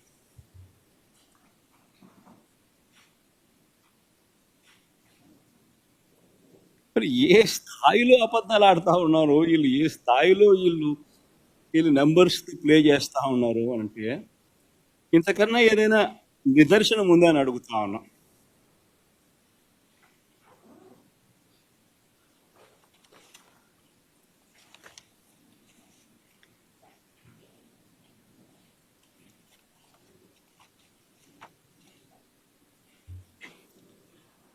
ఇలాంటి తప్పుడు ప్రచారాలు చంద్రబాబు నాయుడు గారికి కొత్త ఏమి కానే కాదు. ఇలా రొటీన్గా ఈ మనిషి అబద్ధాలు చెప్పడము, రొటీన్గా ఈ మాదిరిగా తప్పుడు ప్రచారాలు చేసుకోవడము అలవాటే, పరిపాటే ఆయనకి. మీకు గుర్తుండే ఉంటుంది. చంద్రబాబు నాయుడు గారి అబద్ధాలు ఏ స్థాయిలో ఉంటాయని అంటే, డావోస్కి వెళ్ళినప్పుడు 2016లో రక్షణ పరికరాల ప్లాంట్ లాక్హీడ్ వచ్చేస్తుందని అన్నాడు. 2017 డావోస్కు పోయినప్పుడు విశాఖలో హై స్పీడ్ రైళ్ల కర్మాగారం అన్నాడు. హైబ్రిడ్ క్లౌడ్ వస్తుందన్నాడు. సౌదీ ఆరామ్కో వచ్చేస్తుందని కూడా అన్నాడు. 2018లో చంద్రబాబు గారు డావోస్ ఈనాడు పేపర్ క్లిప్పింగ్ చూపించాయి. అప్పుడు ఇంట్రెస్టింగ్గా ఉంటుంది. ఈయన ఏ రకంగా బిల్డప్ ఇస్తాడు, అబద్ధాలు ఆడతాడు అంటే నిజంగా ఇది చాలా ఇంట్రెస్టింగ్. ఇది చూడండి ఒకసారి. ఇది 2016 డావోస్. ఏపీలో రక్షణ పరికరాల ప్లాంట్ లాక్హీడ్ వస్తుంది. అలా నెక్స్ట్ ఏమమ్మా 2017 హై స్పీడ్ రైళ్ళు, హై స్పీడ్ ఎంత ఈనాడే. నేను వేరేదేం చెప్పను. ఎందుకనంటే వీళ్ళంతా ఒక ముఠ, ఎంతో ఒక దొంగల ముఠ. దోచుకో పంచుకో తినుకో వీళ్ళంతా సభ్యులు. మభ్య పెట్టడం, మోసం చేయడం, అబద్ధాలు ఆడడం అందరికీ పరిపాటు. అందుకని అందరికి తెలియాలి కూడా. 2017లో హైబ్రిడ్ క్లౌడ్, ఇంతకుముందు హై స్పీడ్ రైళ్ళు అన్నాం, దాని ముందు హై స్పీడ్ రైళ్ల కర్మాగారం, తర్వాత హైబ్రిడ్ క్లౌడ్, మన సౌదీ అరామ్కో, రాష్ట్రానికి సౌదీ అరామ్కో. ఇదంతా 2017. 2018లో చంద్రబాబు గారు డావోస్ వెళ్ళినప్పుడు రాష్ట్రానికి 150 సంస్థలు వస్తాయన్నాడు. అసలు క్వశ్చన్ మార్కులు ఏమి ఉండవు, అన్నీ దాన్ని కనీసం క్వశ్చన్ మార్కులన్నా ఉండవు. ఎక్కడైనా గమనించినా లేదో మీరు? అన్నీ కన్ఫర్మ్ న్యూస్. రాష్ట్రానికి 150 సంస్థలు, రాష్ట్రానికి ఎయిర్ బస్, ఇది ఒక్కటి కొంచెం క్వశ్చన్ మార్క్ పెట్టాడు, సంతోషం. రాష్ట్రానికి అలీబాబా క్లౌడ్ సెంటర్, అది క్వశ్చన్ మార్క్ లేదు, అలీబాబా. 2019లో జనవరిలో కూడా మొన్న పోయాడు, ఎన్నికలు అయిపోక మునుపు. హ్యాపీగా ఏపీకి, రాష్ట్రానికి జెన్పాక్ట్, హ్యాపీగా ఏపీకి జెన్పాక్ట్. ఇది ఈ మాదిరిగా బిల్డప్ ఇవ్వడం చంద్రబాబు నాయుడుకి ఏమాత్రం కొత్త కాదు. అబద్ధాలు చెప్పడం, మోసం చేయడం. అసలు నాకు ఆశ్చర్యం, ఒకసారి మీ అందరికీ కూడా తెలియాల, మనందరికీ పిల్లలు ఉండరు. మన పిల్లలకు మనం ఏం చెప్తాం? అబద్ధాలు ఆడకూడదు, మోసం చేయకూడదు, మన స్వార్థం కాదు ముఖ్యము, ఎదుటివాని మంచి చేయడం ముఖ్యము, మాట తప్పకూడదు, విలువలు ఉండాలి, విశ్వసనీయతలు పెంచుకోవాలి, అలానే బ్రతకాలి అని మనం మన పిల్లలకు చెప్తాం. అవునా కదా? బడిలోకి పోతే మన టీచర్లు కూడా మన పిల్లలకి ఇదే కదా మనం చెప్పమని చెప్పి వాళ్ళ టీచర్లకు కూడా బోధన చెప్తాం. ఇదేగా చెప్పేది. ఒక చంద్రబాబు నాయుడు అనే వ్యక్తి ఒక్కడు మాత్రమే తన కొడుకు దగ్గర నుంచి మొదలు పెడితే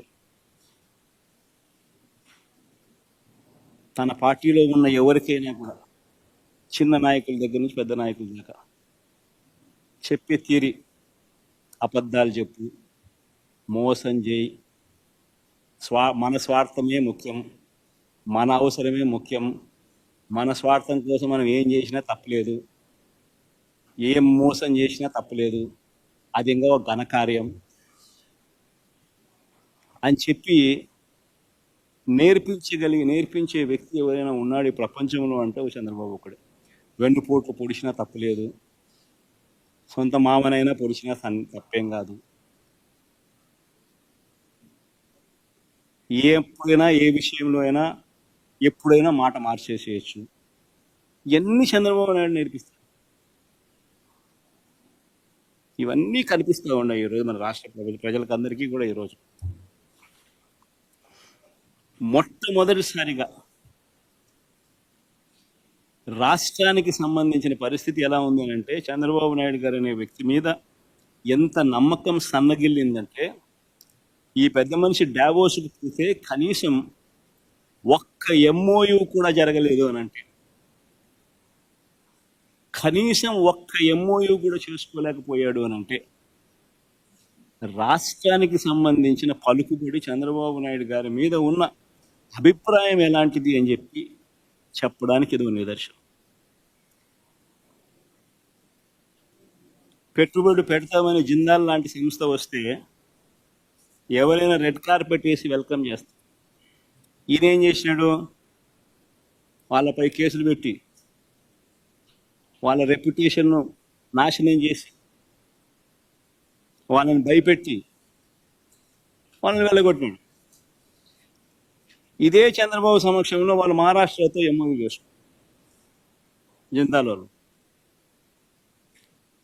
డావోస్లోనే, అక్కడ వేరే చోట కూడా కాదు.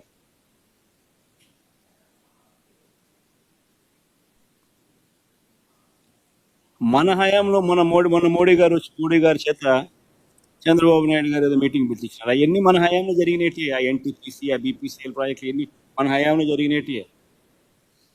మళ్ళా ఈయన ఏదో కొత్తగా సాధించినట్టు తెచ్చినట్టు మళ్ళీ బిల్డప్. పోనీ అవకాశం ఉన్న చోట, ఇప్పుడు ఈ మనిషి వల్లనే కదా ఆక్సిజన్ కేంద్ర ప్రభుత్వానికి వస్తుంది. కొన్ని అవకాశం ఉన్న చోట చంద్రబాబు ఏదైనా ప్రభావం చూపుతున్నారా?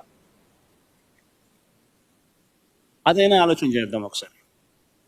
ఇటీవల కేంద్ర బడ్జెట్ చూస్తే రాష్ట్రానికి ప్రత్యేకంగా వచ్చింది ఏమీ లేదు. 12 మంది ఎంపీలు ఉన్న బీహార్లో జేడీయూ పార్టీ, వాళ్ళు ఏమేమి సంపాదించుకున్నారు? బీహార్కు మకానా బోర్డు, బీహార్కు national institute of food technology, బీహార్కు కోసి వెస్టర్న్ కెనాల్ ఆర్థిక సహాయం, ఒక ఎయిర్పోర్ట్, గ్రీన్ఫీల్డ్ ఎయిర్పోర్ట్, ఒక ఎయిర్పోర్ట్ డెవలప్మెంట్, బ్రౌన్ఫీల్డ్ ఎయిర్పోర్ట్, మరో 4 కొత్త ఎయిర్పోర్ట్ల నిర్మాణం, పాట్నా ఐఐటి ఆధునీకరణ, ఇలాంటి ప్రాజెక్టులన్నీ ఈ రాష్ట్రానికి వచ్చాయి. మరి చంద్రబాబు నాయుడు గారు ఏం సాధించినారు? సాధించకపోగా ఉన్న పోలవరం ప్రాజెక్టును నాశనం చేశారు. ఇది పోలవరానికి సంబంధించి డిమాండ్ ఫర్ గ్రాంట్స్ లో బడ్జెట్ డాక్యుమెంట్ లో ఉన్న కాపీ.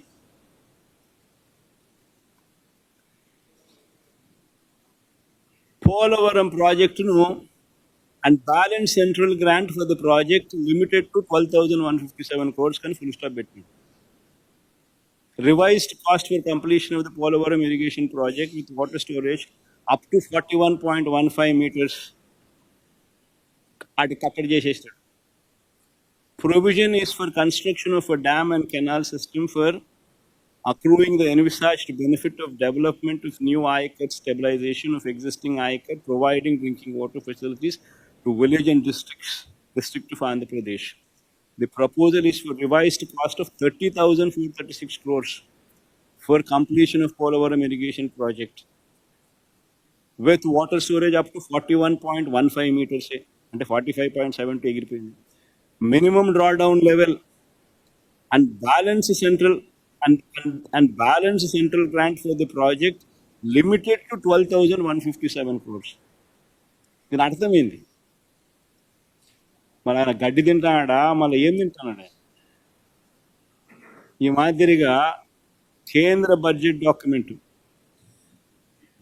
లో బ్యాలెన్స్ 12,157 కోట్లు మాత్రమే ఇస్తాము, ప్రాజెక్ట్ ఎత్తు 41.15కి కన్ఫైన్ చేస్తున్నాము అని వాళ్ళు చెప్తా ఉంటే అది ఎట్ట చెప్పనిచ్చినాడు?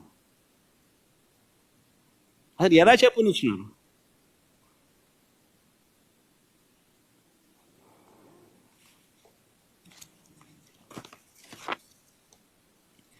మరి ఇది విధ్వంసం కాదని అడుగుతా ఉన్నా.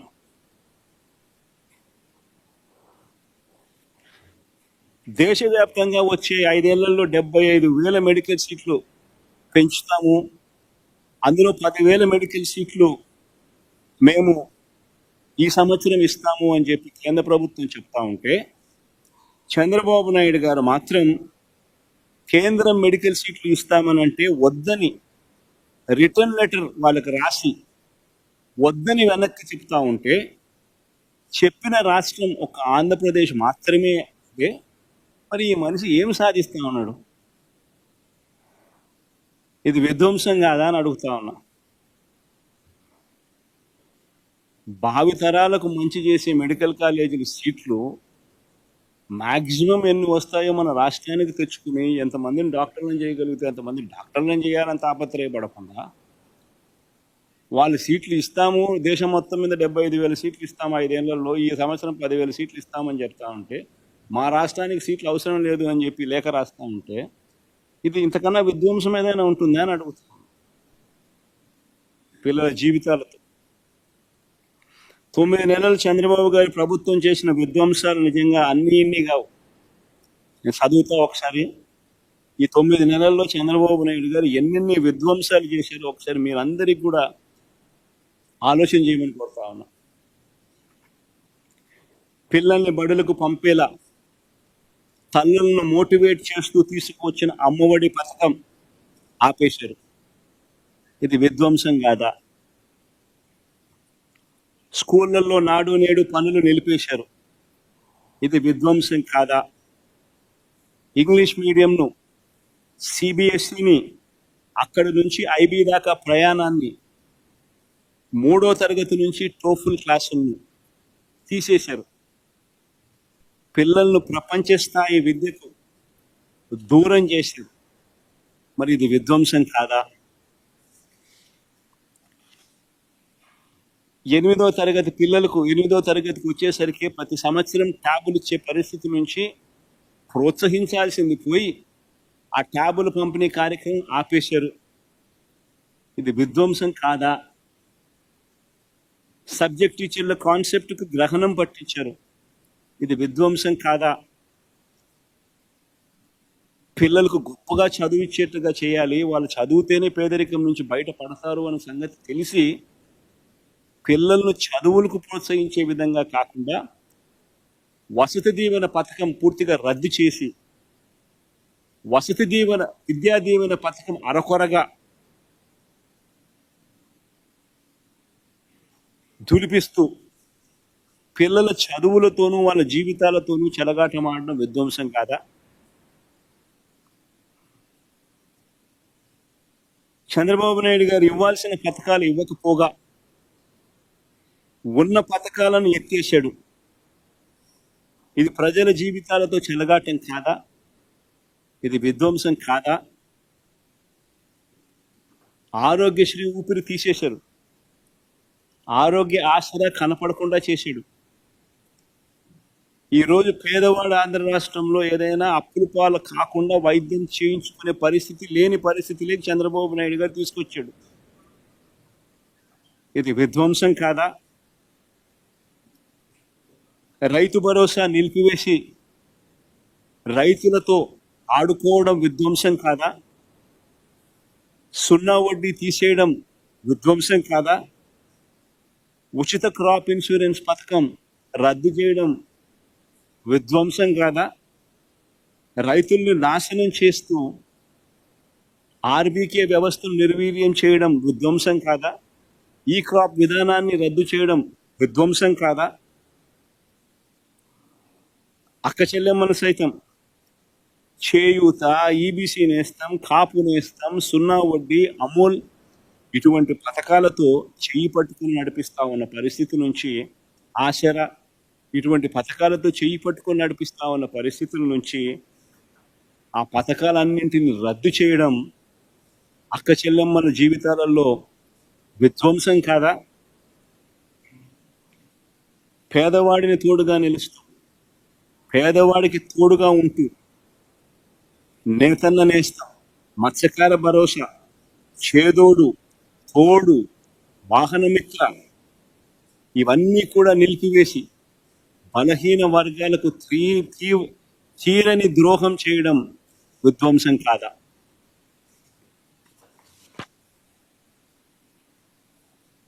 ఉద్యోగం ఒక్కటి కూడా ఇవ్వకపోగా ఉన్న ఉద్యోగాలను ఊడగొట్టడం, వాలంటీర్లను సైతం వాళ్ళ జీవితాలతో ఆడుకోవడం, గవర్నమెంట్ ఎంప్లాయీస్ని సైతం వాడుకుని వదిలిపెట్టడం విధ్వంసం కాదా? రాష్ట్రానికి సంబంధించిన వనరులు రాకుండా చేయడం, రాష్ట్రం ఆదాయం పెంచకుండా తన సొంత జోబీలకు వచ్చే ఆదాయాన్ని పెంచుకునే కార్యక్రమం చేస్తూ ఇసుక, మద్యం, అదే మాదిరిగా శాండు, ఇసుక, మద్యం, క్వాడ్స్, సిలికా ఇవన్నీ దోచేయడం విధ్వంసం కాదా? అధికారంలోకి రాగానే ప్రశ్నించే స్వరం ఉండకూడదు అని ఎవడు ప్రశ్నించినా కూడా రెడ్ బుక్ రాజ్యాంగంతో రాజ్యాంగం చేయడం, గవర్నెన్స్ చేయడం విధ్వంసం కాదా? అన్నిటికన్నా విధ్వంసం మోకరీ ఆఫ్ డెమోక్రసీ ఏంటంటే మన కళ్ళ ముందర కనిపిస్తాం. నిన్న తిరుపతి ఇన్సిడెంట్ చూస్తే కనిపిస్తుంది మోకరీ ఆఫ్ డెమోక్రసీ. తిరుపతిలో చంద్రబాబు నాయుడు గారికి వైఎస్ఆర్సీపీ పార్టీకి ఎన్ని సీట్లు వచ్చినాయని చెప్పి చూస్తే 49 స్థానాలు తిరుపతిలో ఉంటే వైఎస్ఆర్సీపీకి అందులో 48 స్థానాలు వచ్చాయి.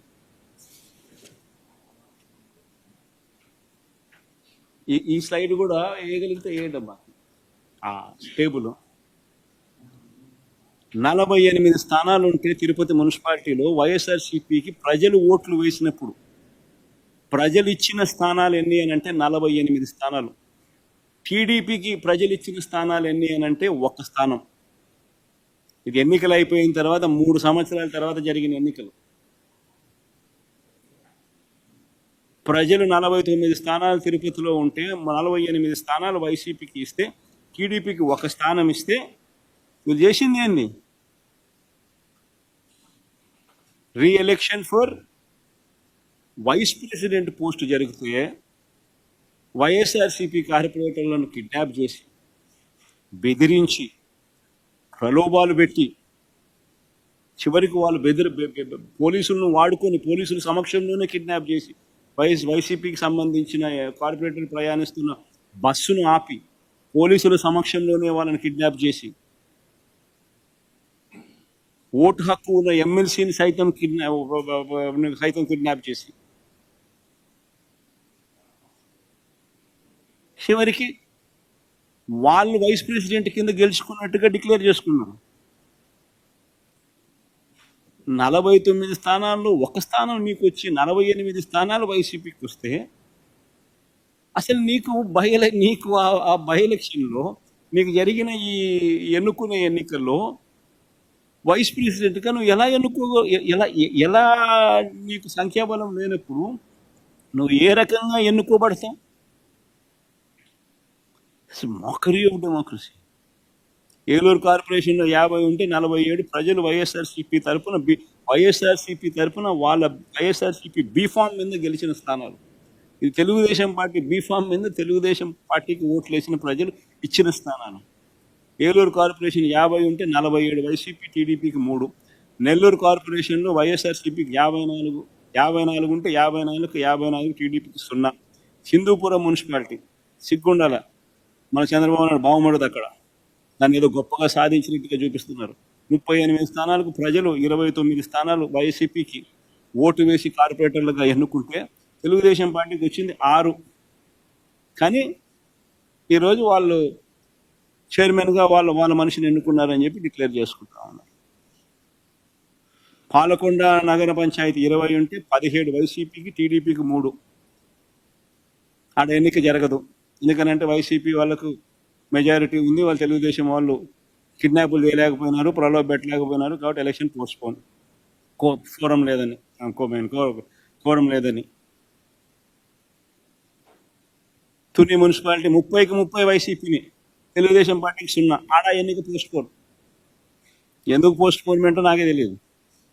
లా అండ్ ఆర్డర్ సిచ్యువేషన్ అంటే అందుకని పోస్ట్పోన్ అంట. 1 స్థానం కూడా నువ్వు గెలవలే. నువ్వు ఏ రకంగా పార్టీలో నువ్వు వైస్ ప్రెసిడెంట్ కానీ ప్రెసిడెంట్ కానీ చైర్మన్గా ఎట్లా తీసుకుంటావో నాకే తెలియదు. పిడుగురాళ్ళ మున్సిపాలిటీ 33కి 33 వైసీపీ, తెలుగుదేశం 0. ఏడ పోస్ట్పోన్ అంట. కోరం లేదని పోస్ట్పోన్. ఎందుకు పోస్ట్పోన్? నూజివీడు 32కి 25 వైసీపీ, 7 మాత్రమే టీడీపీ. దీన్ని కూడా పరిస్థితి ఇదే. బుచ్చిరెడ్డిపాలెం 20కి 18 వైసీపీ, 2 టీడీపీ. నందిగామ మున్సిపాలిటీ 20కి 13 వైఎస్ఆర్సీపీ, 6 టీడీపీ. నందిగామలో లిటరల్గా మంత్రి పోయి కార్పొరేటర్ల ఇంటికి పోయి బెదిరిస్తా ఉన్నాడు.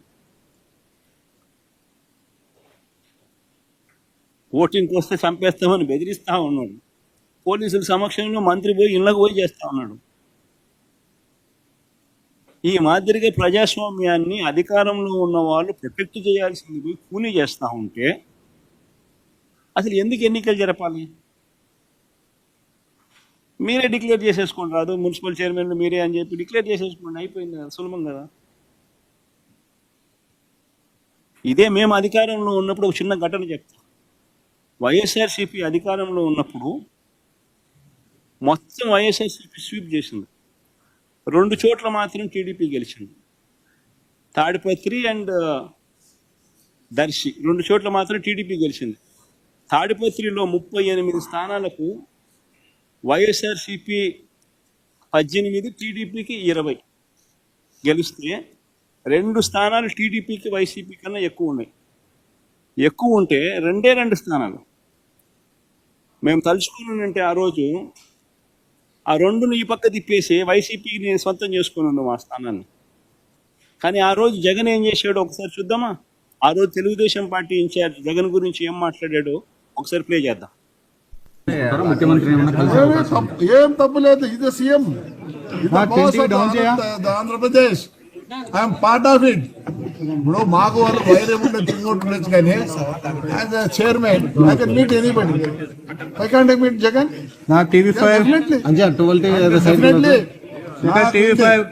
నమ్మకం, ఎందుకంటే వాళ్ళ నానే నన్ను పొగిడాడు. ఆయనకు తెలుసు, నేను కూడా తెలుసు. Definitely help me. ఇప్పుడు ఎట్లా హెల్ప్ చేశాడు భారత్ ఈ రోజు చైర్మన్షిప్ కి నథింగ్, రావడం కూర్చోవడం పోయింది. నిజంగా అనుకుంటే ఇప్పుడుండే పరిస్థితుల్లో హ్యాట్స్ అప్ టు జగన్. ఈరోజు నిజంగానే ఇప్పుడుండే పరిస్థితుల్లో మేము చైర్మన్ అయినామంటే ఫండ్స్ తెస్తే హ్యాట్స్ ఆఫ్ టు జగన్ అని చెప్పి తెలుగుదేశం పార్టీకి సంబంధించిన ఇన్ఛార్జ్ జగన్ గురించి అన్న మాట. That is called governance. ప్రజాస్వామ్యంలో ప్రజలకు రక్షణగా ఉండాల్సిన బాధ్యత ప్రభుత్వాన్ని.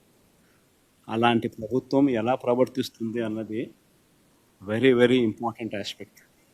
అధికార బలం ఉంది కదా అని చెప్పి ఇష్టం వచ్చినట్టుగా ప్రతిదీ కూడా నాకే కావాలి అని చెప్పి దోచేయడం అన్నది, మనది కాని పదవులు కూడా మనకు రావాలి అని చెప్పి ఆశపడడం అన్నది తప్పు. ఈ పెద్ద మనిషి చంద్రబాబు నాయుడుకి జ్ఞానం, బుద్ధి రెండూ లేవు కాబట్టి రాష్ట్రం ఈ మాదిరిగా పరిపాలన చేస్తూ ఉన్నాడు కాబట్టి రాష్ట్రం నిజంగానే ఇంత అధ్వానమైన పరిస్థితిలో ఈరోజు ఉంది. ఇప్పటికైనా కానీ త్వరగా ఎన్నికలు రావాలని జమిలి గిమిలి అంటా ఉన్నారు.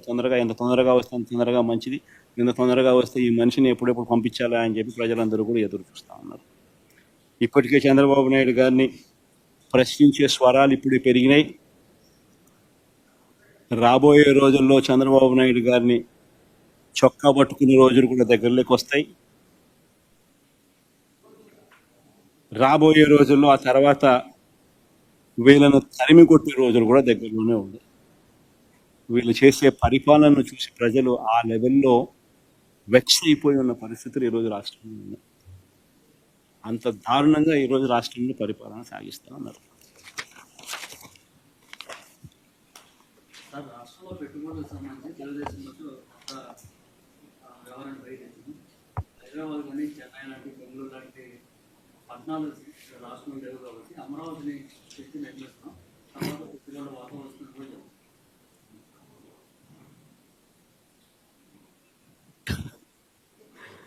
పెట్టుబడులు రావాలి అని అంటే రాష్ట్రం గురించి నువ్వు గొప్పగా చెప్పడం మొదలుపెట్టాలి. నువ్వంతటి నువ్వే ఎక్కడ పడితే అక్కడ రాష్ట్రంలో లేని పరిస్థితులను ఉన్నట్టుగా నువ్వంతకు నువ్వే రాష్ట్రం గురించి నెగిటివ్గా చెప్పడం మొదలు పెడితే ఏ రకంగా కాన్ఫిడెన్స్ ఇస్తావు? డావోస్ దగ్గర నుంచి నీతి ఆయోగ్ దాకా ఈయన స్టేట్మెంట్లు ఏ ఇన్నా చూడండి, రాష్ట్రంలో లేని పరిస్థితులు ఉన్నట్టుగా ఈయనంతటి ఈయనే ఇంప్రెషన్ ఇస్తూ, ప్లస్ పరిశ్రమలను అట్రాక్ట్ చేసే విధంగా ఈయన ఏ చర్య తీసుకుంటా ఉన్నాడు? జిందాలలో వస్తే వాళ్ళ మీద కేసులు పెడతా ఉన్నాడు, భయపడిస్తూ ఉన్నాడు, వాళ్ళని భయభ్రాంతులను చేసి పంపించినాడు. వాళ్ళు 10 మందికి చెప్పరా? జిందాల్ లాంటి వానికి ఈ పరిస్థితి ఉంటే వాడు 10 మందికి వాళ్ళు 10 మందికి చెప్పరా వాళ్ళు రాష్ట్రంలో ఏ రకమైన పరిపాలన చేసినారు, చంద్రబాబు నాయుడు అనే వ్యక్తి ఎలాంటి వాడు అని? మళ్ళీ అలాంటి భయానక వాతావరణం రాష్ట్రంలో ఉన్నప్పుడు ఏ పరిశ్రమలైనా ఎందుకు వస్తాయి?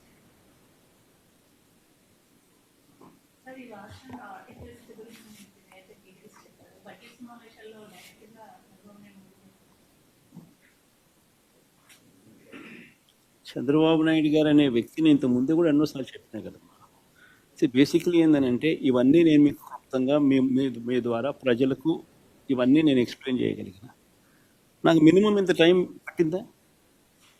నేనేమి నేను ఎవరిని మధ్యలో చంద్రబాబు నాయుడును అనవసరంగా తిట్టింది లేదు, అనవసరంగా మాట్లాడింది లేదు, రాజకీయ స్టేట్మెంట్లు కూడా మధ్యలో పెద్ద ఎక్కువ చేసింది మీరు.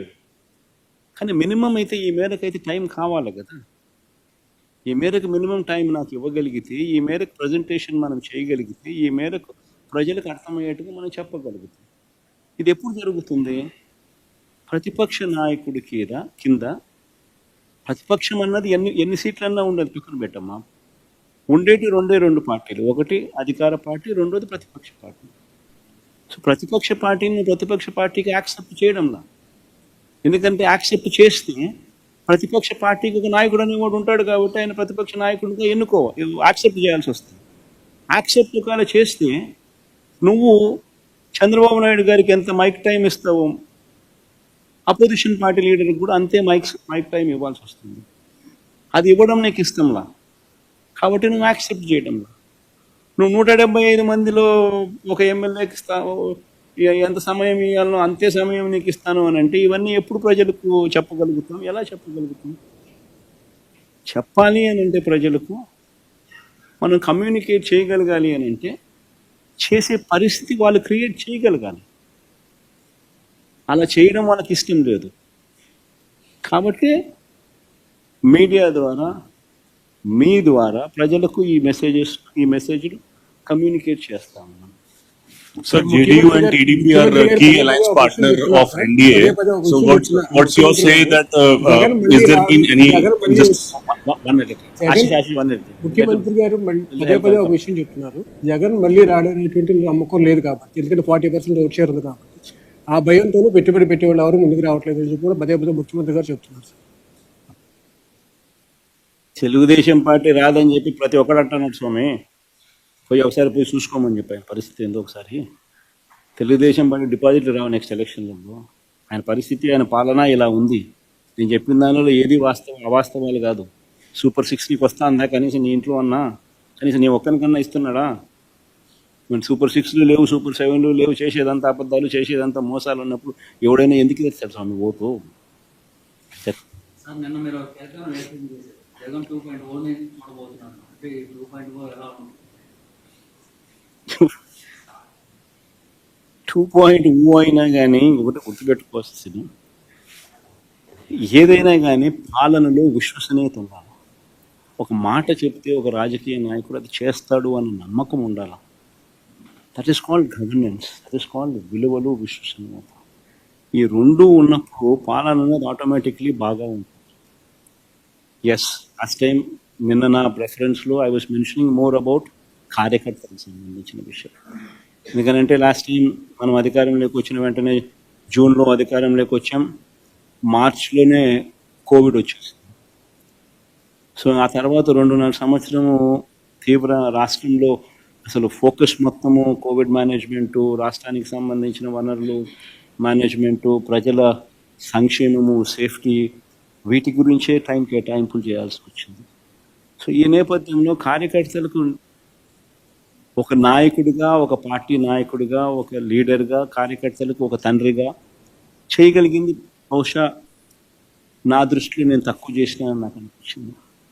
ఎందుకు అనిపించింది అని అంటే ఈరోజు వైఎస్ఆర్సీపీ కార్యకర్తలు ఈరోజు పడతా ఉన్న బాధలు చూసి, ఈరోజు చంద్రబాబు నాయుడు అనే వ్యక్తి వాళ్ళకు పెడతా ఉన్న కష్టాలను చూసి, నిజంగా వాళ్ళను చేస్తూ ఉన్న హెరాస్మెంట్ని చూసి, సో ఇవన్నీ చూసినాక వాళ్ళకు మంచి చేయాలి. వాళ్ళ మీద ఎవరైతే జులుం ప్రదర్శించినారో వాళ్ళందరికీ బుద్ధి రావాలి.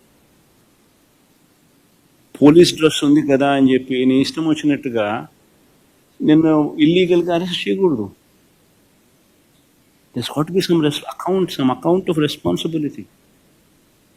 అలాంటి వాళ్ళతో, ఆ అన్యాయం చేసిన వ్యక్తితో, అన్యాయం చేయబడిన వీళ్లకు సెల్యూట్ కొట్టించి క్షమాపణ చెప్పిస్తాం. ఒకవేళ అలా చేయకపోతే చట్టం ముందు నిలబెట్టించే కార్యక్రమం చేస్తాం. ఇలా ప్రతి ఒక్కరికి కూడా గవర్నమెంట్ అంటే మీకు తోడుగా ఉంటుంది అన్న నమ్మకం కలిగించే విధంగా ప్రతి అడుగు వేస్తుంది. వైఎస్ఆర్సిపి 2 పాలన కార్యకర్తలకు భరోసాగా ఉంటుందని మాత్రం ఖచ్చితంగా. Sir, you've talked about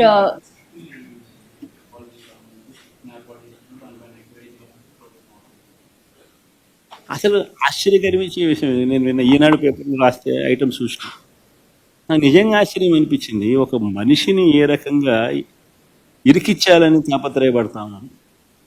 అసలు మిథున్ పెద్దిరెడ్డి మిథున పెద్దారెడ్డి కొడుకు మిథున అది రాసింది కదా ఈనాడు వాడు రాసింది. పెద్దారెడ్డి కొడుకు మిథున పెద్దారెడ్డి కొడుకు మిథున అని చెప్పి రాసి సరే మిథున్కి ఏం సంబంధం? ఆయన పార్లమెంట్ లోక్సభ ఫ్లోర్ లీడర్. వాళ్ళ నాయనది ఏ పోర్ట్ఫోలియో మన ఆయనకి ఇక్కడికి ఏం సంబంధం?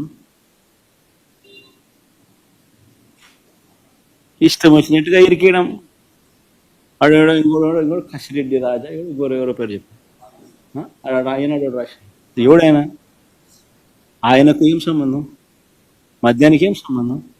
అంటే ఎవడో ఒక ఆశీస్సు ఉండదు, పట్టుకోవడం రావడం, ఆశీస్సు ఇరికించడం, తీసుకోవడం, పెట్టడం, ఆశీష్ పేరు ఇంకోటి చెప్పించడం, ఆశీష్ పేరుతో ఇంకొకరు రామచంద్రాడి పేరు, వెంకటరాముడి పేరు, సురేష్ పేరు చెప్పించడం. ఎన్ని కేసుల్లో నిలబడతాయి ఎన్ని? అసలు ఎవడైనా కానీ డబ్బు ఎందుకు ఇస్తాడు? ఫస్ట్ ఫండమెంటల్ క్వశ్చన్ ఆలోచన చేయాల్సింది. అందరూ ఆలోచన చేయండి. డబ్బు ఎవడైనా ఎందుకు ఇస్తాడు? అయ్యే రేట్లే కదా చంద్రబాబు నాయుడు హయాంలో ఉన్నది. సేమ్ బేసిక్ రేట్లే కదా ఇంకా మన హయాంలో బేసిక్ రేట్లకు సేమ్ పెట్టి ట్యాక్సులు పెంచినాం.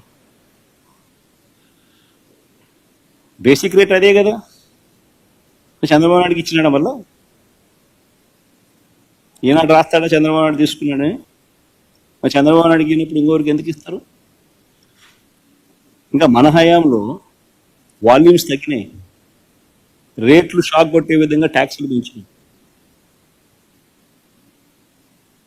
సో ట్యాక్సులు పెంచి బేసిక్ రేట్ అట్టే ఉంచి వాల్యూమ్స్ తగ్గేట్టుగా చేసిన వాళ్ళకి ఇస్తారా? అది చంద్రబాబు నాయుడు గారి హయాం మాదిరిగా వాల్యూమ్స్ పెంచినోనికి, చంద్రబాబు నాయుడు హయాంలో రేట్లు కూడా పెంచినాడు, రేట్లు పెంచినోనికి బేసిక్ రేట్లు కూడా పెంచినాడు. చంద్రబాబు నాయుడుకి ఇస్తారు, వాళ్ళకి ఇస్తారా? This basic fundamental question. 2,73,000 కోట్లు బటన్ నొక్కి లంచాలు లేకుండా, వివక్ష లేకుండా డిస్పర్స్ చేసిన ప్రభుత్వం వైఎస్ఆర్సీపీ. అంత గొప్పగా మా ప్రభుత్వం గురించి చెప్తాం. చంద్రబాబు నాయుడు ఎందుకు చేయలేకపోతా ఉన్నాడు? ఎందుకు బటన్ నొక్కలేకపోతా ఉన్నాడు? ఎందుకంటే బటన్ నొక్కితే ఏం రాదు కాబట్టి. అందుకే నేను బటన్ నొక్కలేకపోతున్నాను. డబ్బు మీద వ్యామోహం లేదు కాబట్టి, పేరు మీద కాంక్ష ఉంది కాబట్టి, చరిత్రలో నిలబడిపోవాలన్న తపన ఉంది కాబట్టి, ప్రతి ఇంట్లో నా ఫోటో ఉండాలన్న ఆరాటం ఉంది కాబట్టి 2,73,000 కోట్ల రూపాయలు బటన్ నొక్కిన డీబీటీ. లంచం లేని పాలన ఎక్కడైనా జరిగింది అంటే వైఎస్ఆర్సీపీ ప్రభుత్వ హయాంలో అని చెప్పి గర్వంగా గొప్పగా కూడా చెప్పగలం.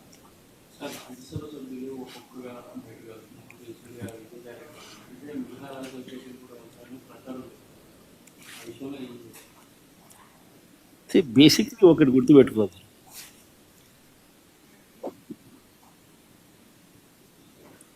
పదకొండు మంది మాకు రాజ్యసభ సభ్యులు ఉన్నారు. పోయిన వాళ్ళు ఎంత? 3 పోయినారు.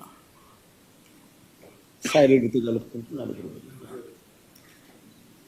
అసలు బేసిక్లీ పోయే ప్రతి ఒక్కరికి కూడా నేను ఒకటే మాటే చెప్తా. రాజకీయాలలో ఉన్నప్పుడు క్యారెక్టర్, క్రెడిబిలిటీ అనే పదానికి అర్థం తెలిసిందాను.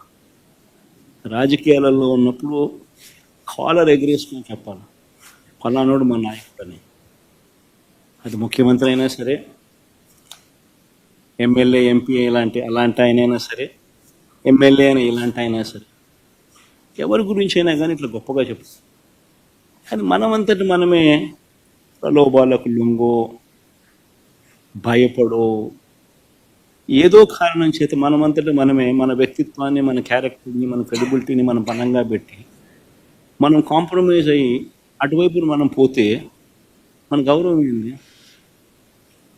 మన వాల్యూ ఏంది, మన క్యారెక్టర్ ఏంది, మన క్రెడిబిలిటీ ఏంది? ఇది ప్రతి ఒక్కరూ రాజకీయాల్లో ఉన్నప్పుడు ఆలోచన చేసుకో. ఈ కష్టం అనేది ఎల్లకాలం ఉండదు. డెమోక్రసీ అంటేనే 5 years. మ్యాక్సిమం నీకున్న కష్టకాలం 5 years. 5 years if you can just hold on, then your time will come. One should always have the patience, always have the character and credibility within ourselves to stand up. అది సాయిరెడ్డికైనా అంతే, పోయిన 3 ఎంపీలకైనా అంతే. ఒకవేళ నువ్వు చెప్తా అన్నట్టు ఇంకా ఒకడో అరో ఇంకా పోయే కార్యక్రమం జరిగితే వాళ్ళకైనా ఇంతే. ఒకటి చెప్తా ఉన్నా, వైఎస్ఆర్సీపీ ఈరోజు ఉంది అని అంటే అది వీళ్ళందరి వల్ల లేదు. వైఎస్ఆర్సీపీ ఈరోజు ఉంది అని అంటే దేవుడి దయ, ప్రజల ఆశీస్సుల వల్ల వైఎస్ఆర్సీపీ ఈరోజు ఉంది. ఒక లీడర్గా మనం ప్రవర్తించే తీరు తలెత్తుకునే విధంగా ఉండేట్టుగా ఎప్పటికీ ఉంటే ప్రజలు ఎప్పుడూ ఆశీర్వదిస్తారు. simultaneous polls happening anytime soon, and what prospects do you see if Vaisakh happens? You have seen this, the regime of TDP in these 9 months. I've given a detailed presentation. Do you think anybody would vote for him? I'd appreciate if you would vote for him.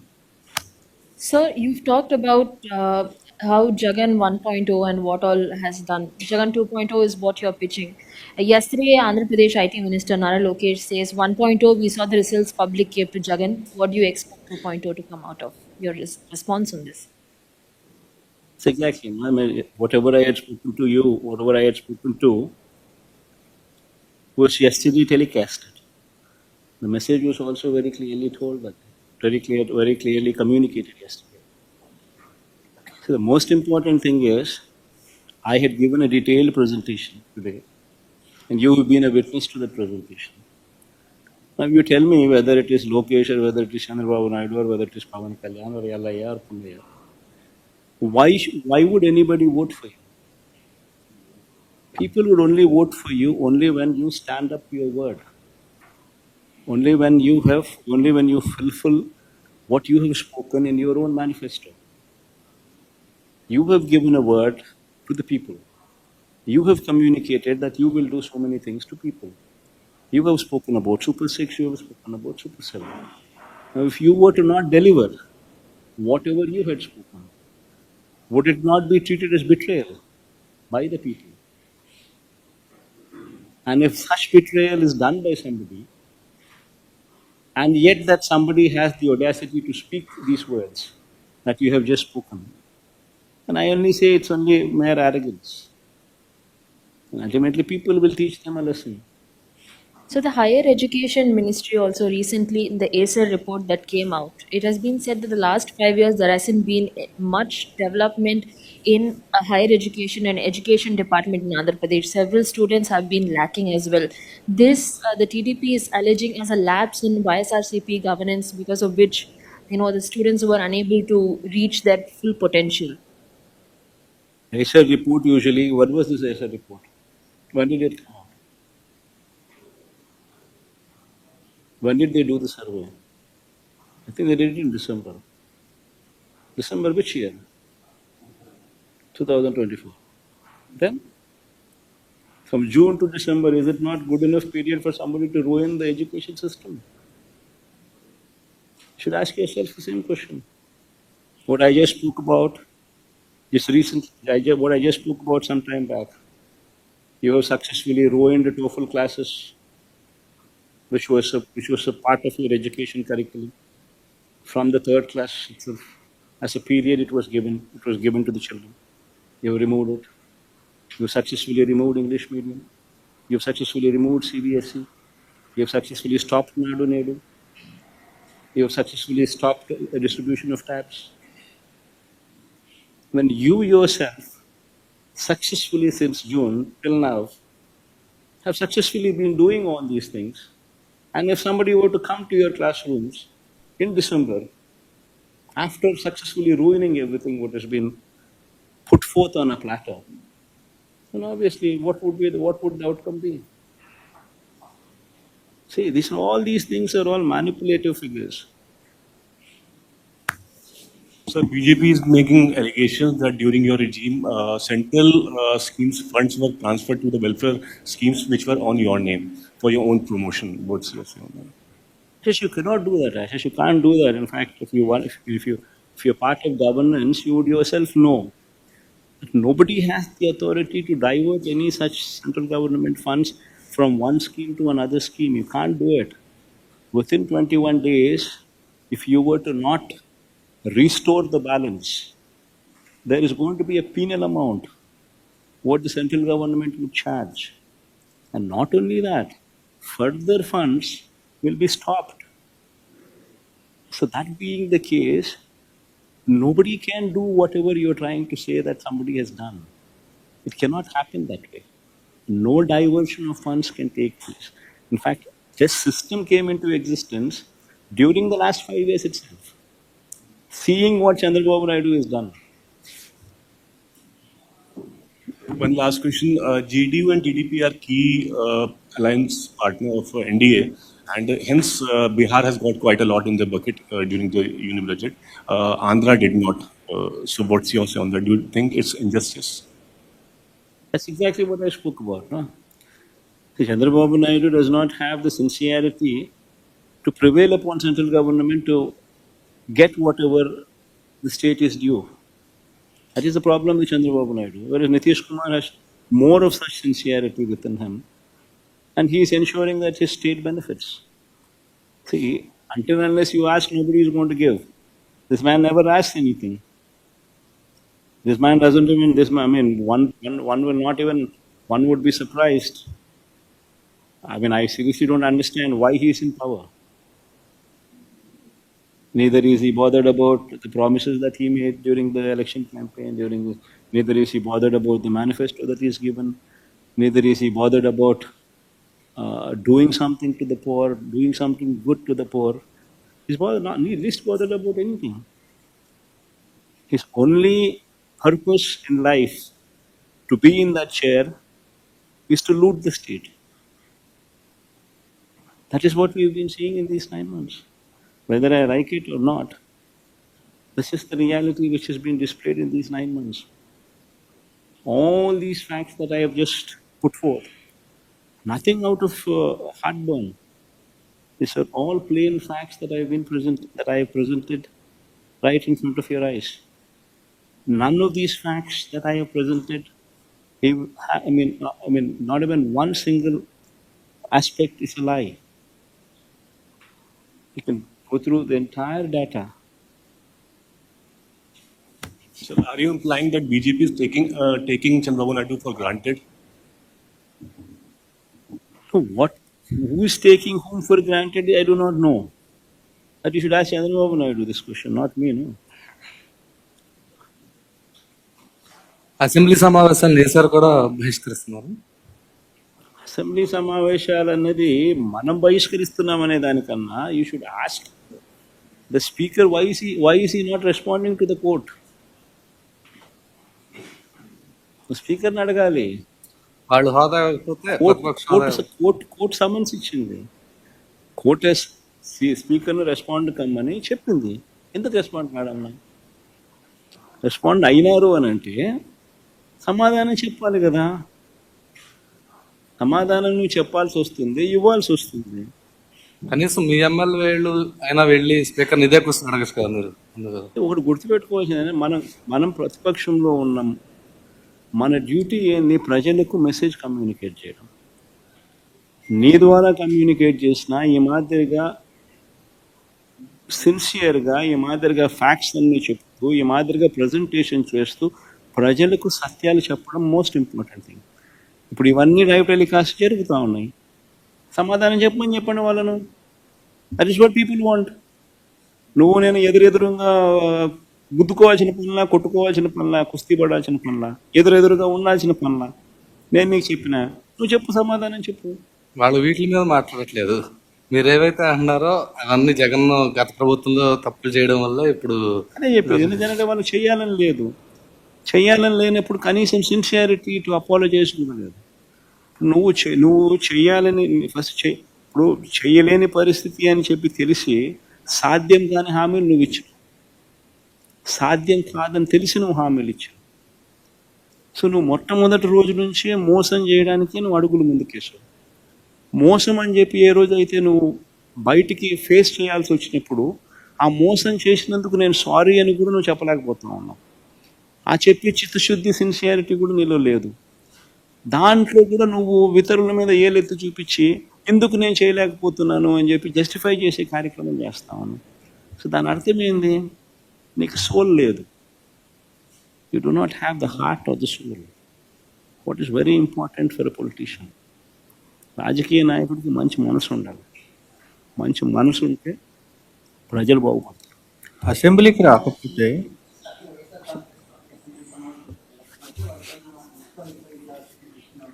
వాళ్ళు ఏమన్నా చేసుకుని రమేష్ నేను రెడీగానే ఉన్నా, బుద్ధిబుద్ధం చేసుకోండి, ఏమైతే ఏమన్నా ఏం జరుగుతుంది. ఎవడు కాదండి ఏమన్నా చేసుకోండి. Sir, one last question. TTD has identified 18 workers who have been working with TTD, and they are about to take action whether they can take VRS or can be transferred to government departments. What's your say? Non-Hindus, sir. See, I do not know the details of these topics, Ashish. Basically, I don't know which department, where they're working, where they've gotten these numbers, who those people are, which department are they working. See, TTD's got, even in Delhi, TTD has an university. TTD it's not just limited to one temple here. It has got multi-organizations, multi-institutions. So we do not know where they are working, which period, how they have been recruited. If somebody is took an exam, and if those exams during those days, God knows when, what position, and somebody is qualified, somebody is taken an exam and then qualified and entered the post, he'll go to the court. These kind of things, I mean, offhand, you should not be asking me, I should not be speaking of these things. Sir ప్రభుత్వ హామీల పైన చెప్పారు sir అలాంటి పేరు అంటే ఆర్థిక విద్యార్థులకి వైపు అసెంబ్లీకి వెళ్ళట్లేదు ఈ 5 years కాబట్టి మీరు నెక్స్ట్ యాక్షన్తో ఏదైనా ప్రజల్లోకి వెళ్ళే ఆలోచన చేస్తారు. పార్లమెంట్ వీల్స్ పైన కింది స్థాయిలో మీరు ఈ ఆధ్వర్యంలో జరుగుతుంది బా, ఇవన్నీ part and parcel of any political journey. ఇవన్నీ జరుగుతాయి. ఇవన్నీ అవతల మనిషి చెప్పేటి అబద్ధాలు మోసాలు అని చెప్పి ప్రూవ్ అయ్యే కొద్దీ ప్రజలకు తోడుగా ఉండే కార్యక్రమాలు ప్రతిపక్ష పార్టీగా మేము చేస్తూ పోతాం. సో న్యాచురలీ అది టైం గడిచే కొద్దీ ఇటువంటి యాక్టివిటీస్ ఇంకా అంతా ఎక్కువ అవుతాం.